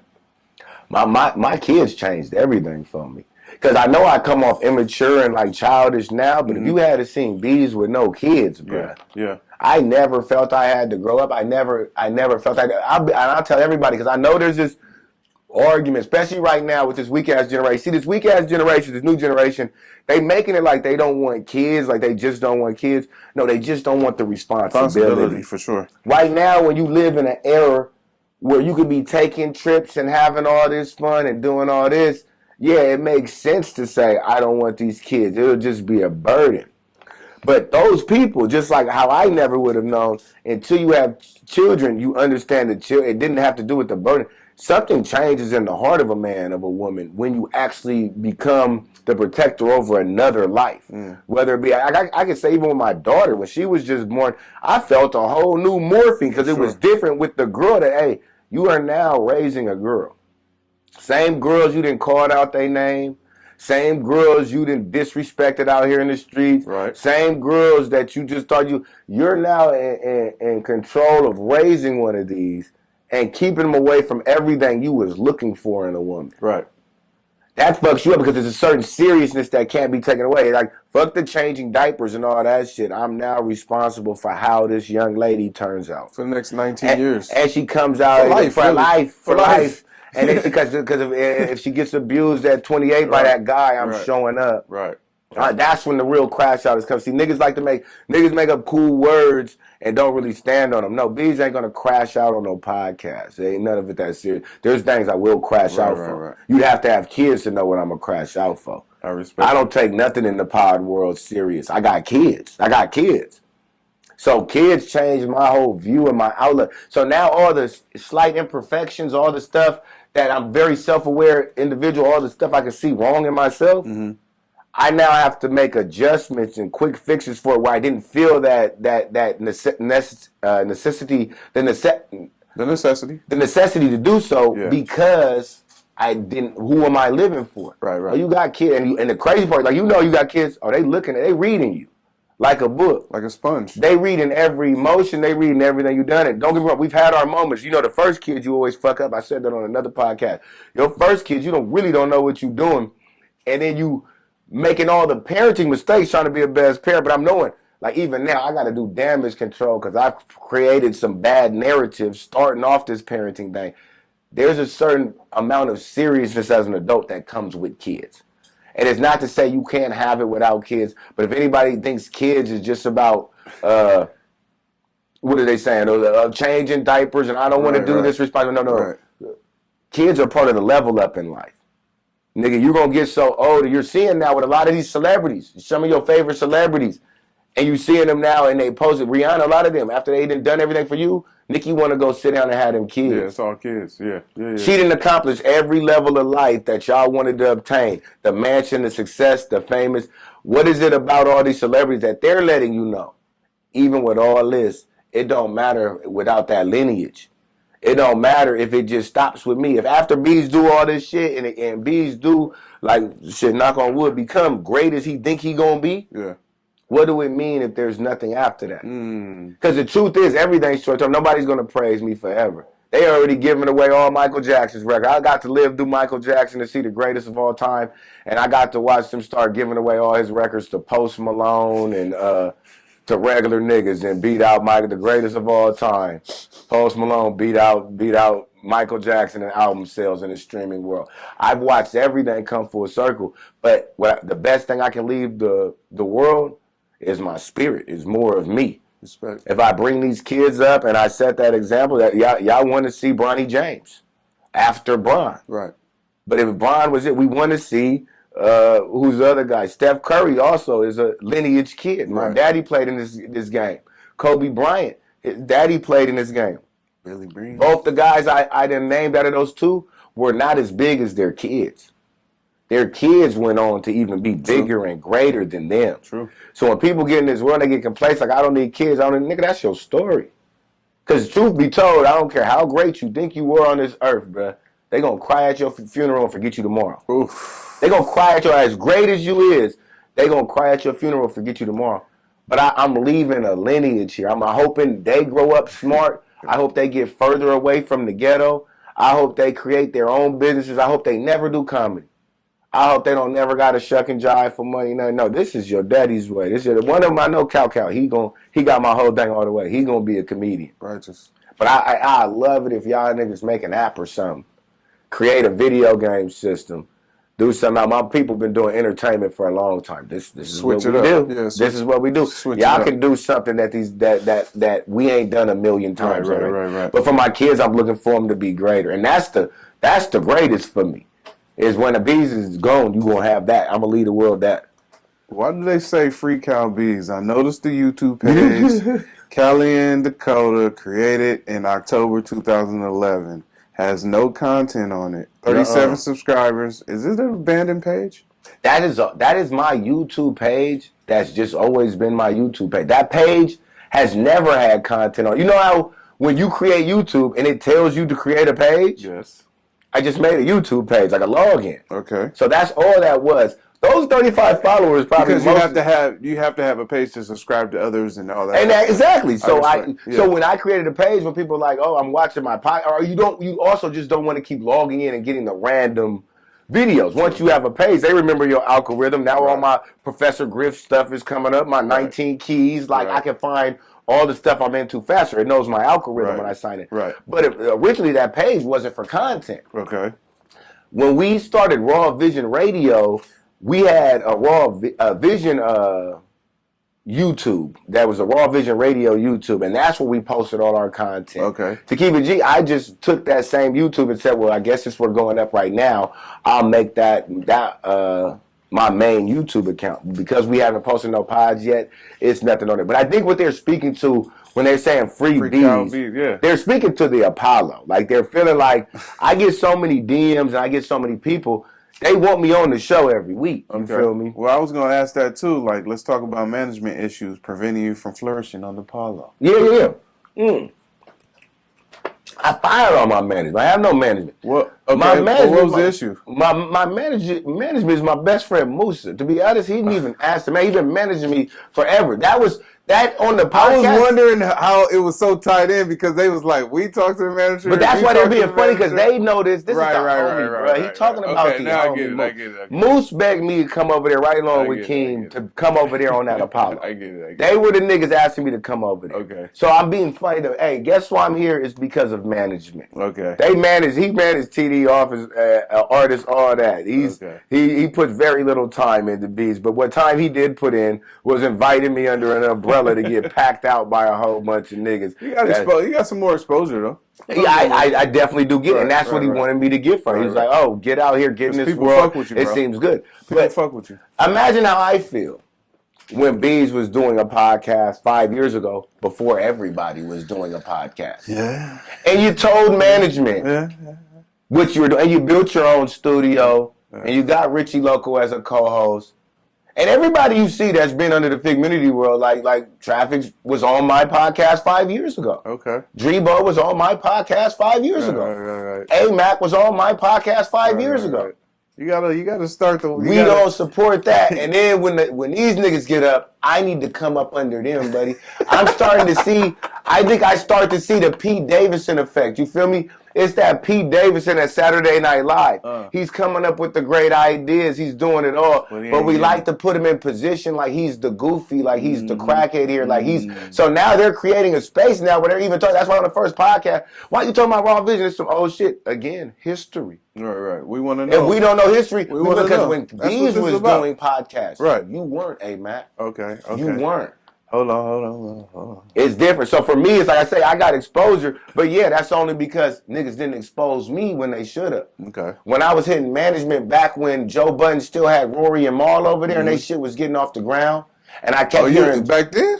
Bro, this is when I was potting on this. Okay. And I had this conversation with Moose back then with one, because I've been listening to the Joe Budden podcast when I was working in aerospace 12-hour shifts when it was Roy and Maul. Okay. Before Flagrant 2 got its spinoff from the Brilliant Idiot show, bro. I've been listening to podcasts. To be honest, most of these niggas under this umbrella don't even listen to 4-hour podcasts. Shout out Andrew Shorts. I listen to all this shit. Do I sit in the car and listen to podcasts? Shout out Shorts. Do you have to ask me for the aux so you can play music? Because I sit in my car and listen to podcasts all day while I'm working. We the same person. And this shit didn't start yesterday for me. We the same person. I'm saying these niggas that be telling me about the pod world and how to pod and what bees is and what bees isn't. That's all I got is podcast right here. Bro, I'll get my phone and show you my Spotify right now, bro. You gonna see 19 Keys. You gonna see Hotep Jesus, bro. You gonna see Tim Dillon, bro. You gonna see Conspiracy Social Club. You gonna see Sam Tripoli. You gonna see a range of weird niggas I listen to. Right. I don't just stay under that umbrella. Right. I didn't start listening to that umbrella till I got there. Truth be told, I didn't know about that umbrella till I got there. We all live in echo chambers. So you'll think something is bigger than what it is until you step out of that echo chamber.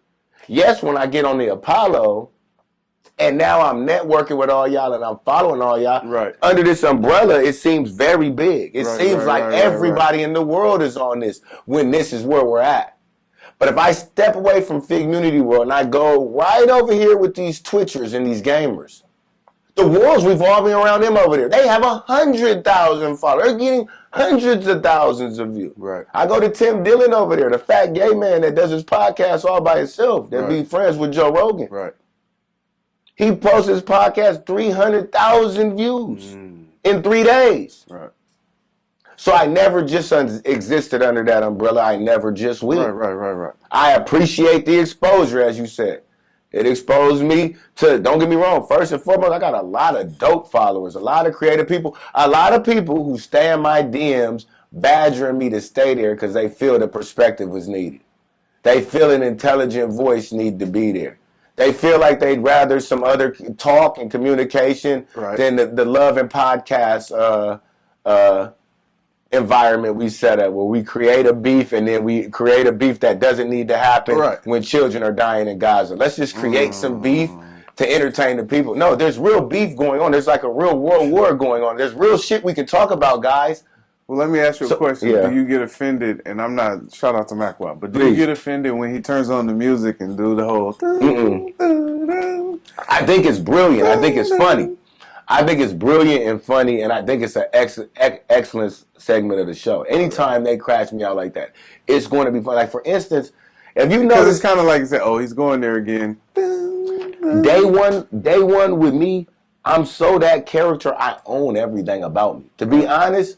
Only around, and this will make sense, bro, and this ain't a shot at none of the homies. This is really, like I said, I studied Pan-African studies, sociology, bro. How our people work within society, bro. Right. Only around insecure people or people with low self-esteem do we even project those type of ideas. If Bees was an insecure man, it was a man that couldn't take a joke and was so easily offended, why do he come on here putting himself on the chopping block about fighting dykes in his house? That's a story we laugh at, but that's part of my real life. Listen. That nigga has to have thick skin to get up there and give us that piece of truth. Right. When he get up when he get up here and tell us how he ain't got no father, he got 3-4 stepdaddies. This nigga, you can take it like he's an idiot or weak. No, you guys would never. When I get up there and say, yeah, I was clown dancing, shaking ass, and I know for a fact AMAC was a clown dancer, and niggas can't, I'm not saying he won't own it, niggas ain't gonna own it like Bees. Wait, hold on. Is this an exclusive? A-Mac will tell you he clowned that. But he try to deny it all the time. Because these niggas be scared to live in their truth. These niggas be scared to be them. We got exclusive, y'all. Can I be real? A lot in our community, that's black people in general. It ain't just A-Mac. We put on $1,000 shoes and the white man's clothes with their names on it because you feel so shit. Let's just speak on it, bro. You feel so shitty about yourself, my nigga, that you need all this shit to make you won't even go outside without $1,000 weave, $500 nails. It takes all that for you to go to the grocery store. I just told you, B showed up day one on the Apollo, no haircut, no nothing, and did not give a fuck. And gave you, they still saying that was one of my best performances. Bees was on the show for 3 episodes, dressing crazy, talking crazy, no haircut, nothing. He got a partnership with the regular network and got podcasting equipment. Respect. Nigga, I'm the wallest nigga on that motherfucker. Don't nobody keep it right. And I said, when you get around people, they don't know how else to take that. We ain't never seen confidence exude like that. We ain't never seen a person be up there and be walking in his walk and walking in his own confidence. It can tell you he be on the VR porn. It can tell you all these harsh truths. And guess what? It didn't take nothing away from that nigga. Nigga pulled up the next day with another Modelo. That nigga say, oh, don't come today. Is it don't come, we don't like him? Or the nigga might be overshadowing some niggas on here that can't be as raw. That can't be as raw as me. Because my persona, what you see, like you seeing the same bees that's on the Apollo. It's not a made-up persona. Right. I just perfected me. I've always been the funny nigga. I've always been a nigga with jokes. I've learned so much over the years. All you getting is a new and improved version of Bees. But if niggas made me over there, why ain't there one nigga like me over there? And all the niggas that might be something like me over there, y'all beefing with. Talk about it. Milk all these niggas, yeah, I go do my numbers. That nigga doing his own thing, yeah, he might not have all the paper and the backing and all this. But he has his own audience, his own fan base, and he's building his own shit. And y'all seem to have, value him some way because I was unaware that we was spoofing him on an episode. I thought Milk was really going to be in the building. It's so topsy-turvy with that nigga, back and forth. And I don't know the nigga from jump. You feel me? Look, I seen how look how hostile it got. The nigga followed me. I built a comedy narrative around it and pumped it up. I still have yet to ever have a conversation with Milk or not. He just followed me. But the way I see these niggas shake and tremble and get mad at me and you're fucking with Milk, it's like, it's what Kanye talking about. Oh, y'all niggas still mad. Y'all niggas still over there on that slave shit, dog. Beezy got to get on some hate all white people because y'all beefing with this nigga for some reason that they couldn't explain to me in English on the show. I speak good English. I went to college. I test good and scored. Now, I promise you, you guys can tell me exactly who Milk is. I will understand. Well, that's why I said it's a little topsy-turvy because even they go back and forth with it. And I think they cut the line now, but, it was a while. But it makes you wonder, did they cut the line? I be skeptical of what my niggas say they do. Because in reality, when I've been behind the scenes and watched niggas move, niggas don't be doing everything they be saying they do. And they're claiming they do. They sometimes just got to, like, it's Bees over here, like they saying, is Bees Apollo, is Bees not Apollo? Bees is Birds and the Bees podcast. Let's talk about Birds and the Bees podcast. That's my point. Where I'm at right now, I'm not trying to be under an umbrella. I thank the Apollo for having me. If the Apollo wants me there, they can invite me there like they've been doing from the jump. And if Bees' schedule allow it, Bees will be there like he always be there. But because that ain't never been made, it ain't never been made. Tiny, shout out my nigga Tiny. He said that day one on there. You got my vote, Bees. You Respect. Apollo to me, fam. Tiny always that. Respect. But at the same time, if it ain't solidified who that is, just know Bees is the type. Y'all say it's hurt because that's the only way certain black people know how to interpret things. No, I'm so confident and so exude confidence. I come here humbly. Hey, yeah, it's Apollo. Yeah, love to be a part. Now you guys think you're going to make me play the begging game? Bees won't do that. Bees won't beg. Bees goes on there a lot of time. Big open homies who don't do nothing for. I spend my own gas. I buy my own weed. I bring all my own shit up there. I don't get paid for the Apollo. Never wanted to get paid. Like you said, it's an opportunity. I now got an opportunity to start Birds and the Bees and do my own thing. Where'd you get the vision for that? Birds and the Bees was old. I've been had that name, just never had acted on it. I even already had a logo and everything. When I hooked up with the regular network, they got me That's who's backing you. You keep saying them, right? They're officially, you hooked up with them. How long? What's your contract? Regular network? Yeah. I've had a contract with them for like the last 3 weeks, like since I've been on the Apollo. Okay. I got a partnership deal. I didn't sign like different than some people in the podcasting game. I know like music industry. I've been in the music industry a long time. I get how it like a 360 deal works. Don't really get how a 360 deal works in podcasting right, when we're not right. doing albums. But I do get wanting to trap somebody in a slave deal either way. So you got merch, even if it don't make sense, you got merch, you got branding. yeah. Let's put them in a 360 deal. Right. I'm not willing to sign a 360 deal with anybody. Right. Whether it be the regular network, whether it be Fig Community World, whether it be TDE. But that's not the deal I'm looking for. I got a partnership deal where me and you could create this together, and we'll split the funds from what we create. Respect. If I go into a partnership with A-Line and they say, hey, we want to do this podcast with us and the bros, and we produce that, that'll be under a different contract than this one. Right. The Birds and Bees contract wouldn't interfere with the other one. But the way I'm doing business is where, bro, I'm writing my contracts. I'm getting my contracts. I'm reading them over. I'm deciding what I want to invest into. Right. As you should. And Kilo at the regular network, he's an astounding brother, bro. He's based out of Ohio, bro. He's lived in multiple places. Send you equipment from there, right? He's still sending me equipment. He's still sending me That's stuff. Respect, bro. He's still giving me walkthroughs on how to, because everybody's like, why won't you just start podcasting? Nigga, I'm a 36-year-old nigga who has never used OBS, all right? I got you. This is my first time using these systems. When we did it, we pre-recorded and we just posted it on YouTube. Right. All this going live on YouTube, this stuff is relatively new. Right. You guys do have to allow me time to figure out the stage I'm even building. Respect. So now I just got here in this power world. Y'all want Bees to do his thing. Bees is setting it up for y'all. But be fair, bro. I got 3 kids. I work a regular job. You feel me? I'm still going on the Homies podcast, but we gonna have it launched this week. But I'm still figuring out how to use the program. What do you see yourself bringing to the podcast game? I think I'm one of the rawest characters only because I do, through all my ignorance, there normally is a point. And I've tried to make that known on the Apollo. Yeah, I'll take y'all down a long walk.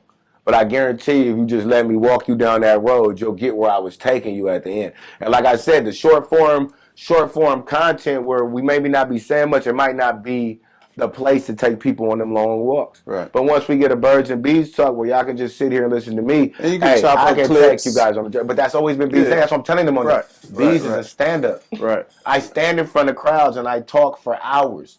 That's what a stand-up does.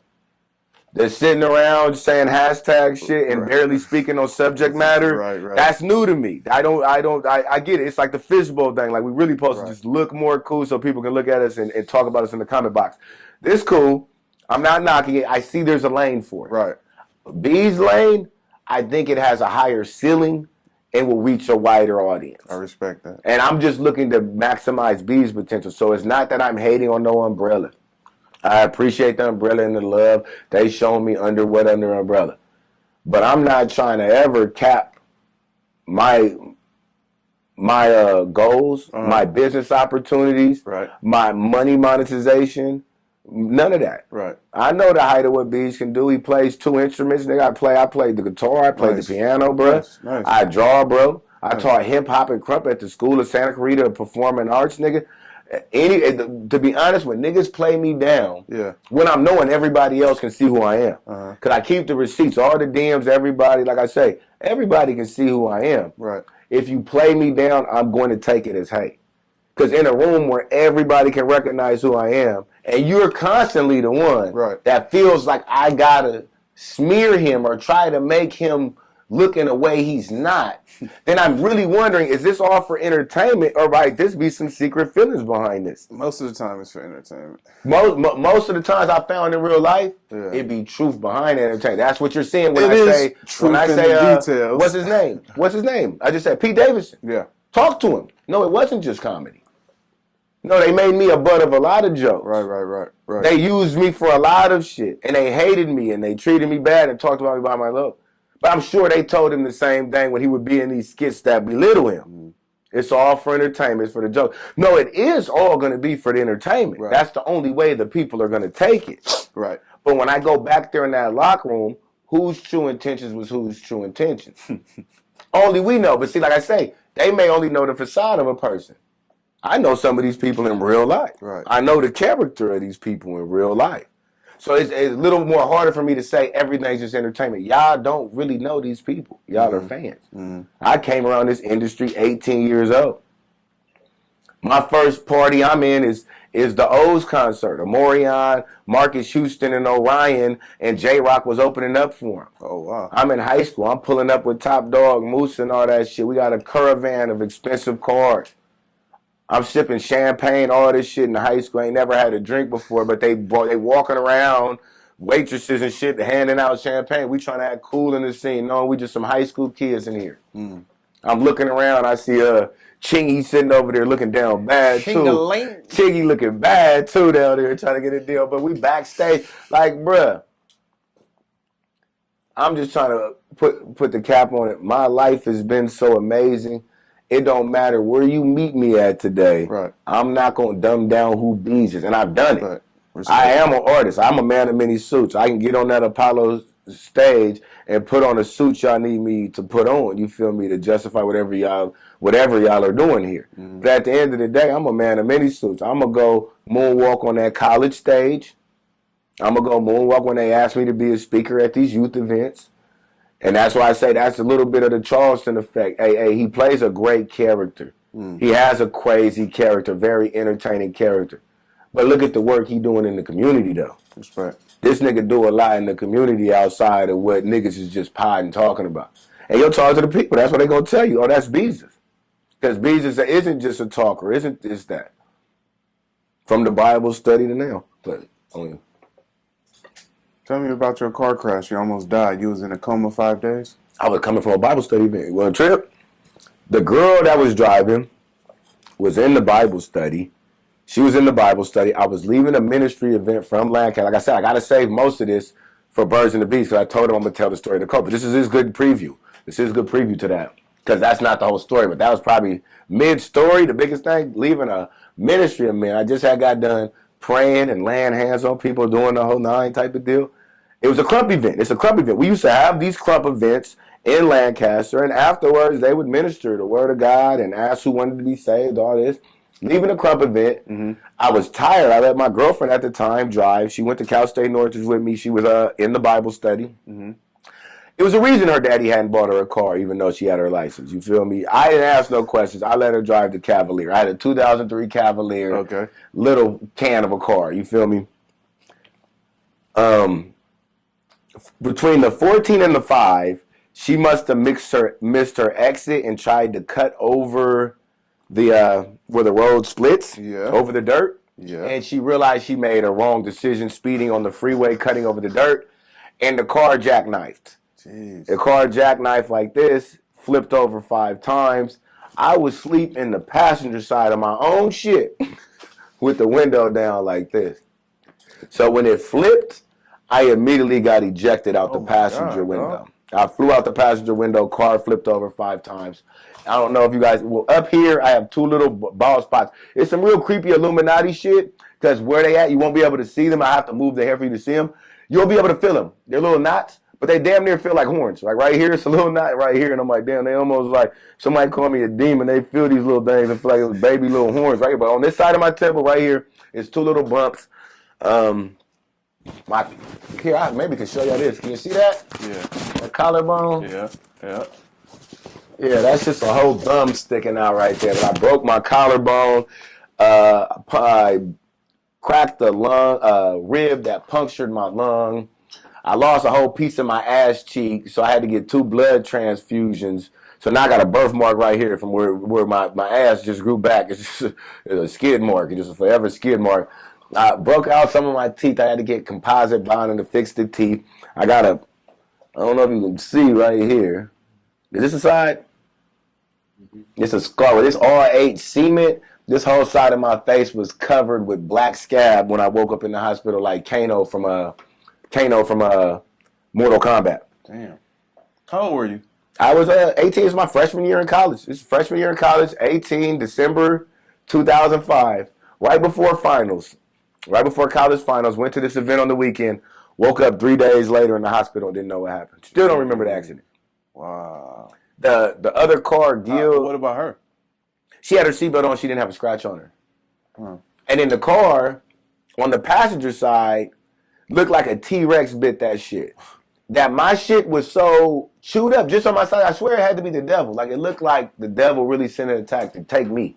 And God had me go out that front window before that. Because they were like, oh, you didn't have your seatbelt on. I said, bro, if you had seen the car, I'd be dead if I was still in that passenger seat because it was complete. It was so crushed that I don't understand how I went out the passenger window because the passenger side of the car was so compacted and crushed that the passenger window was this big. It was just a little triangle that was that big. So I had to go out before it tumbled and crushed up that side. But they said, I went out the car, I stood up, like on some like Walking Dead shit, on some thriller shit. And collapsed. And I turned around, walked back to the car and looked in the car, like to see if she was okay. And then fell on the floor and collapsed. And then fell on the floor and collapsed and seizure.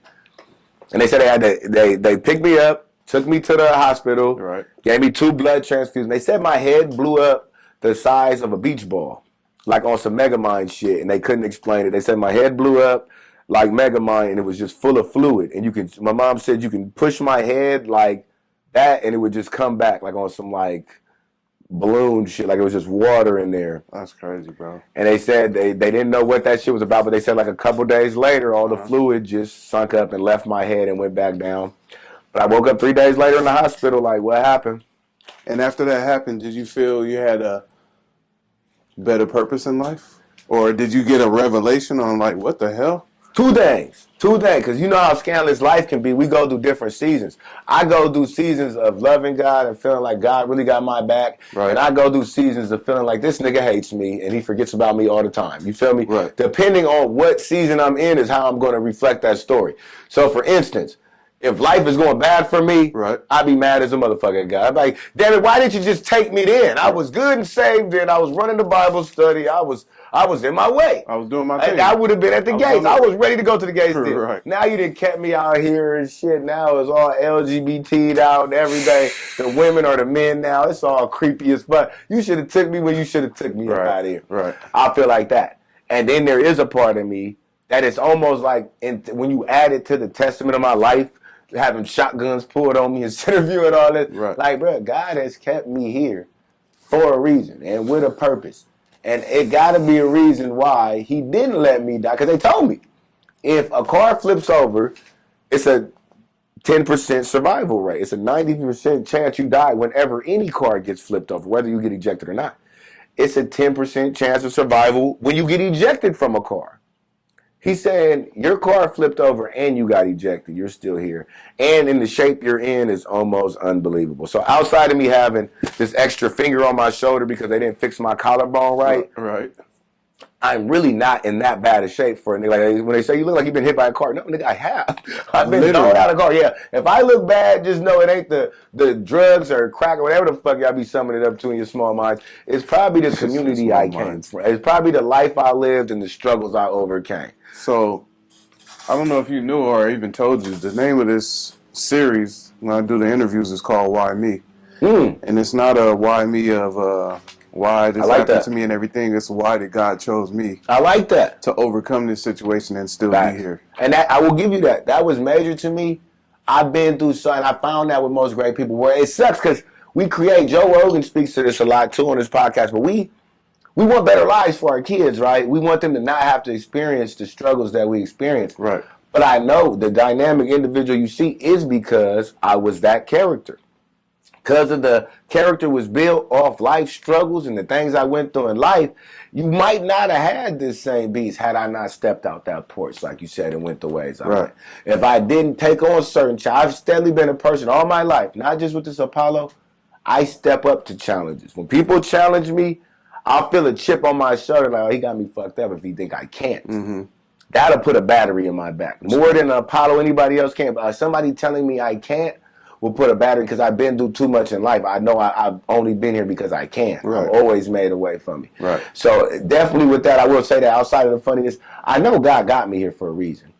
And it be made more relevant through this podcast and through these things because the people respond. And the people let me know, hey, we like what you're doing. You feeling that in your DMs. I know you got to be feeling in the DMs and in the comment boxes, and the people that repost me, and the people every day, graphic designers, people just reaching out. Hey, do you need graphics made? Do you need this and that? And I'm like, I didn't know how I know I'm a leader. I know I've had followers, but like you said, getting on the stage, you never really know what the response to the people is going to be.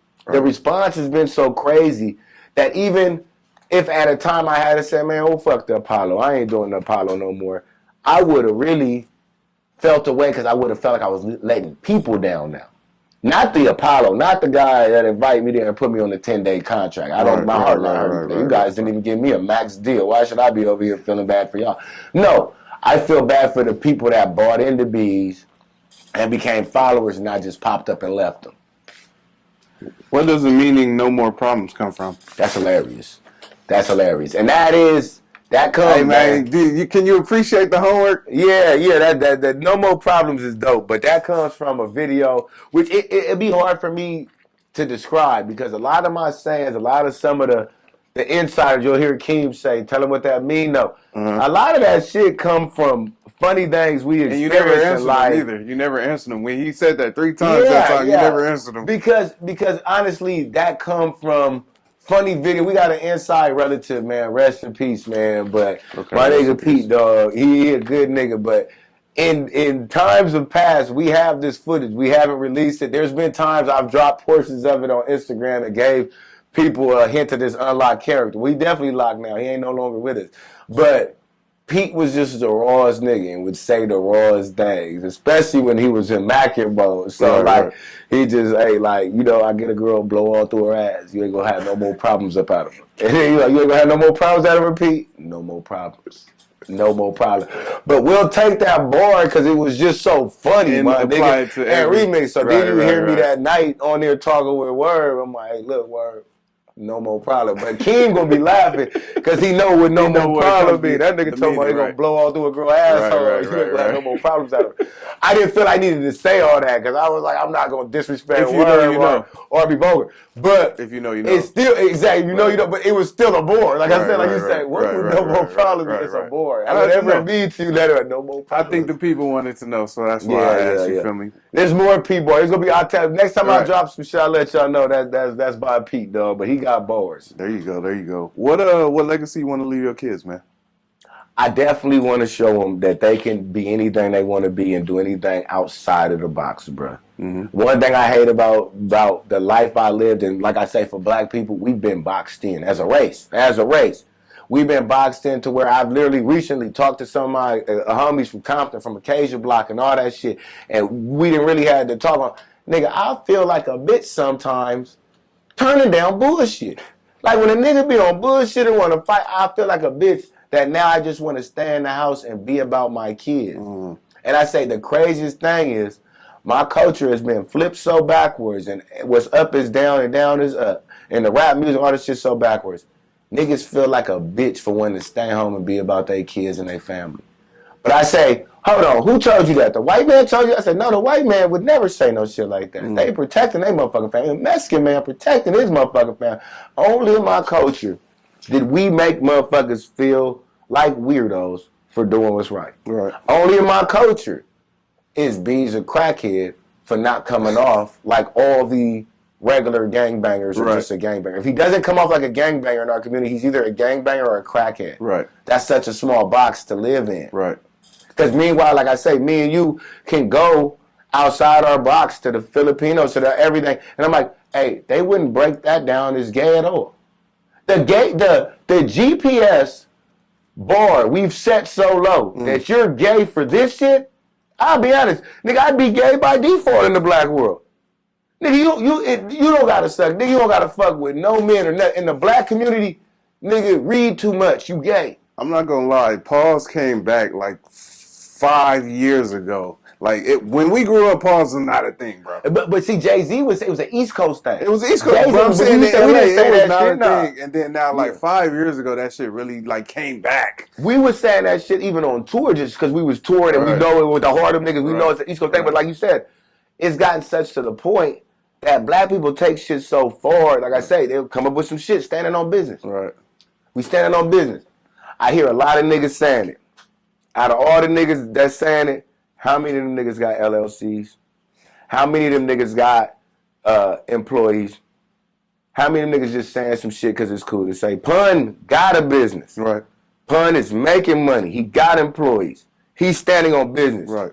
Nigga, you going to the hamburger stand and cussing out the bitch because she didn't give you enough ketchup and you ordered a large. I asked for no seasoning. You're not standing on business. You're standing on bum shit. Right. And my culture is based on why we be using big verbiage. And I'm like, nigga, we don't even have a bag. Nigga, don't tell me no standing on business, nigga. You ain't never had a LLC. What business? Right. What business are you standing on? Right. So I want my kids to come out in that box where, bro, I don't care what y'all grow up and be. I don't care if y'all don't want to be famous. Right. Y'all, it's not your job because I took on a stupid-ass job and thinking you could be a voice for the people. It's not your job. Calvin's going to do an okay job at it, maybe at best. Right. But that's not your job. I want my kids to be happy. Respect. I want my kids to be happy. If them kids is happy and they around white kids, black kids, wherever they got to go, I bet, hey, don't box yourself in. Don't sit over here with these miserable-ass people and feel like you got to be here because this is your tribe. Nigga, go find your tribe because I'm looking for my tribe. And my tribe popping up in the DMs and I'm finding they coming in Mexican more than anything else. They coming in Samoan. They coming in black. Of course, black people. I got lots of black people. That's who I am. Right. But I'm seeing the people that's falling in my tribe. Hey, they all don't look the same. Most of them ain't all gang, but my tribe might not be the gangbanging tribe. Right. Right. He's just not never portrayed that he's that gangbanger. Sometimes they take that because they see the backbone on me. That's a characteristic of a gangster. That's a characteristic of an OG. Right. A nigga that can sit in the room and stand on his own too and hold his own and not scared to speak. Right. I respect Pun as a boss. I hop on that Discord with Pun. It's a mutual respect there. I respect his position, but this nigga not gonna cower down and play second. Respect. If we sparring, we gonna spar, and that's a gangster mentality. Without having to wear a rag, without having to walk around with 50 niggas at the swap meet. I know. I hate how gangster develop, bruh. It's standing on business. Standing, you feel me? But for Bees right here, I walk through that Delamo swap meet. I'm gonna walk through that 7-Eleven Dolo. And not saying I can't get P&B rock. I'm just saying that, nigga, I'm not the nigga. I'm not the nigga that's walking around with 100 niggas and scared for his life and all that, nigga. I'm going to die on my toe. I'm going to die standing on business. Right. Every day. What do you want to leave the people, man? Birds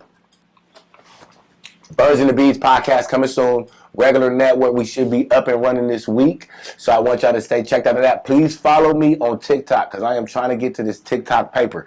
And I know my content is kind of whatever right now, but I'm still learning. Like I said, I'm in my Bezos. I'm in my beginning of my Bezos. But please tap in on the TikTok. Please tap in on the Discord because we will be going live on the Discord.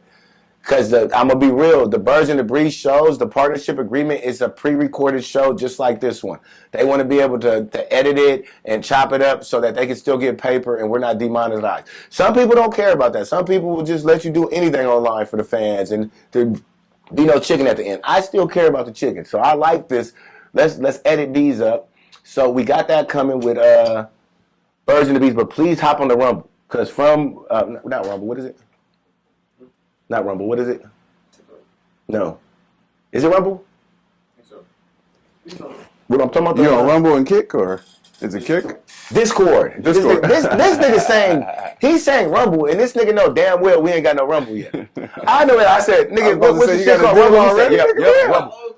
I started tuning back in. Like, this nigga ain't even listen to the interview. Look, I said, are we on Rumble? Yep, we're on Rumble. I was like, nigga, we ain't on no motherfucking Rumble. I said, nigga, the shit we own. The shit you managing. Rumble. Nigga, you don't manage the Rumble. You manage Discord. Hey, niggas get fired every day, B. Shout out your Instagram. Shout out all the shouts out, man. Shout out your Instagram. Shout out Fig Community World. Shout out all the followers and fans. Everybody that's been staying dedicated and been, damn, what happened to the paper towels? I'm sweating again. Shout out everybody that's been following and staying tapped in with us. Shout out A-Line Productions and the whole squad because they ain't been nothing but love from day one. Give them your Instagram again. It's all eyes on Bees. So it's all eyes. Eyes is with a Z. Bees is with a Z. Everything with a Z. So you put like all eyes and you spell eyes E-Y-E-S, you'll have a problem. It's a Z on the end of the eyes. It's a Z on the end of the Bees. Okay. And on TikTok is going to be Calbeezus Comedy. So it's going to be Calbeezus Comedy. CALBEEZ Comedy in the trap. Man, I appreciate you coming through. Appreciate sitting you having down. me for sure. I hope you got some good content. I hope we can make something out of it. And I just wanted to make a note. I only do edits if need be. I didn't need to do no edits. Do your right here. shit. No, I'm telling you, I'm right Yeah, now. do your shit. I didn't need to do no edits. That's beat the case. You feel me? Sure. I appreciate you coming through. That was sitting how long down. is how long was the episode? Man, we about 2:08 right now. 2 That's hours 2 hours. and Let's 8. beat the You know case what I'm up. saying? And once again, thank you for coming through. And hopefully we can work many more in the future. You're gonna be on the podcast. Are we coming on the pod? Episode 26 is coming. And thanks again, man. And we need to get a partnership agreement in here. Let's do it. We'll talk about that later. It's a We're business. gonna talk But I'm about telling it. you. We're gonna talk about it, baby. Again, man. Appreciate you, again. man. Yes, Sirski. And we out. Wait, hold on. Let me shout out the name one more time. Go ahead. No, the name of the pod. Because like you said, I didn't know when I first came. What's that? Our pod? Yeah, this one right now. Why me? This series is called Why Me? Why me, man? This was dope because I did not know the concept behind the whole show. Yeah. So I came on here. Don't get me wrong. He sent me a whole itinerary, everything with questions. I knew what we were delving in, but I did not know the angle of the show, and I think that was dope. So to come here, I think God kept me here so I can keep blessing y'all. Respect, and I appreciate him having it. I want to come back. We'll be back. Thank y'all for being with us. I'm going to grab another brew. Yeah, Sirski. There we go. Man. Thank you, dog. Appreciate it.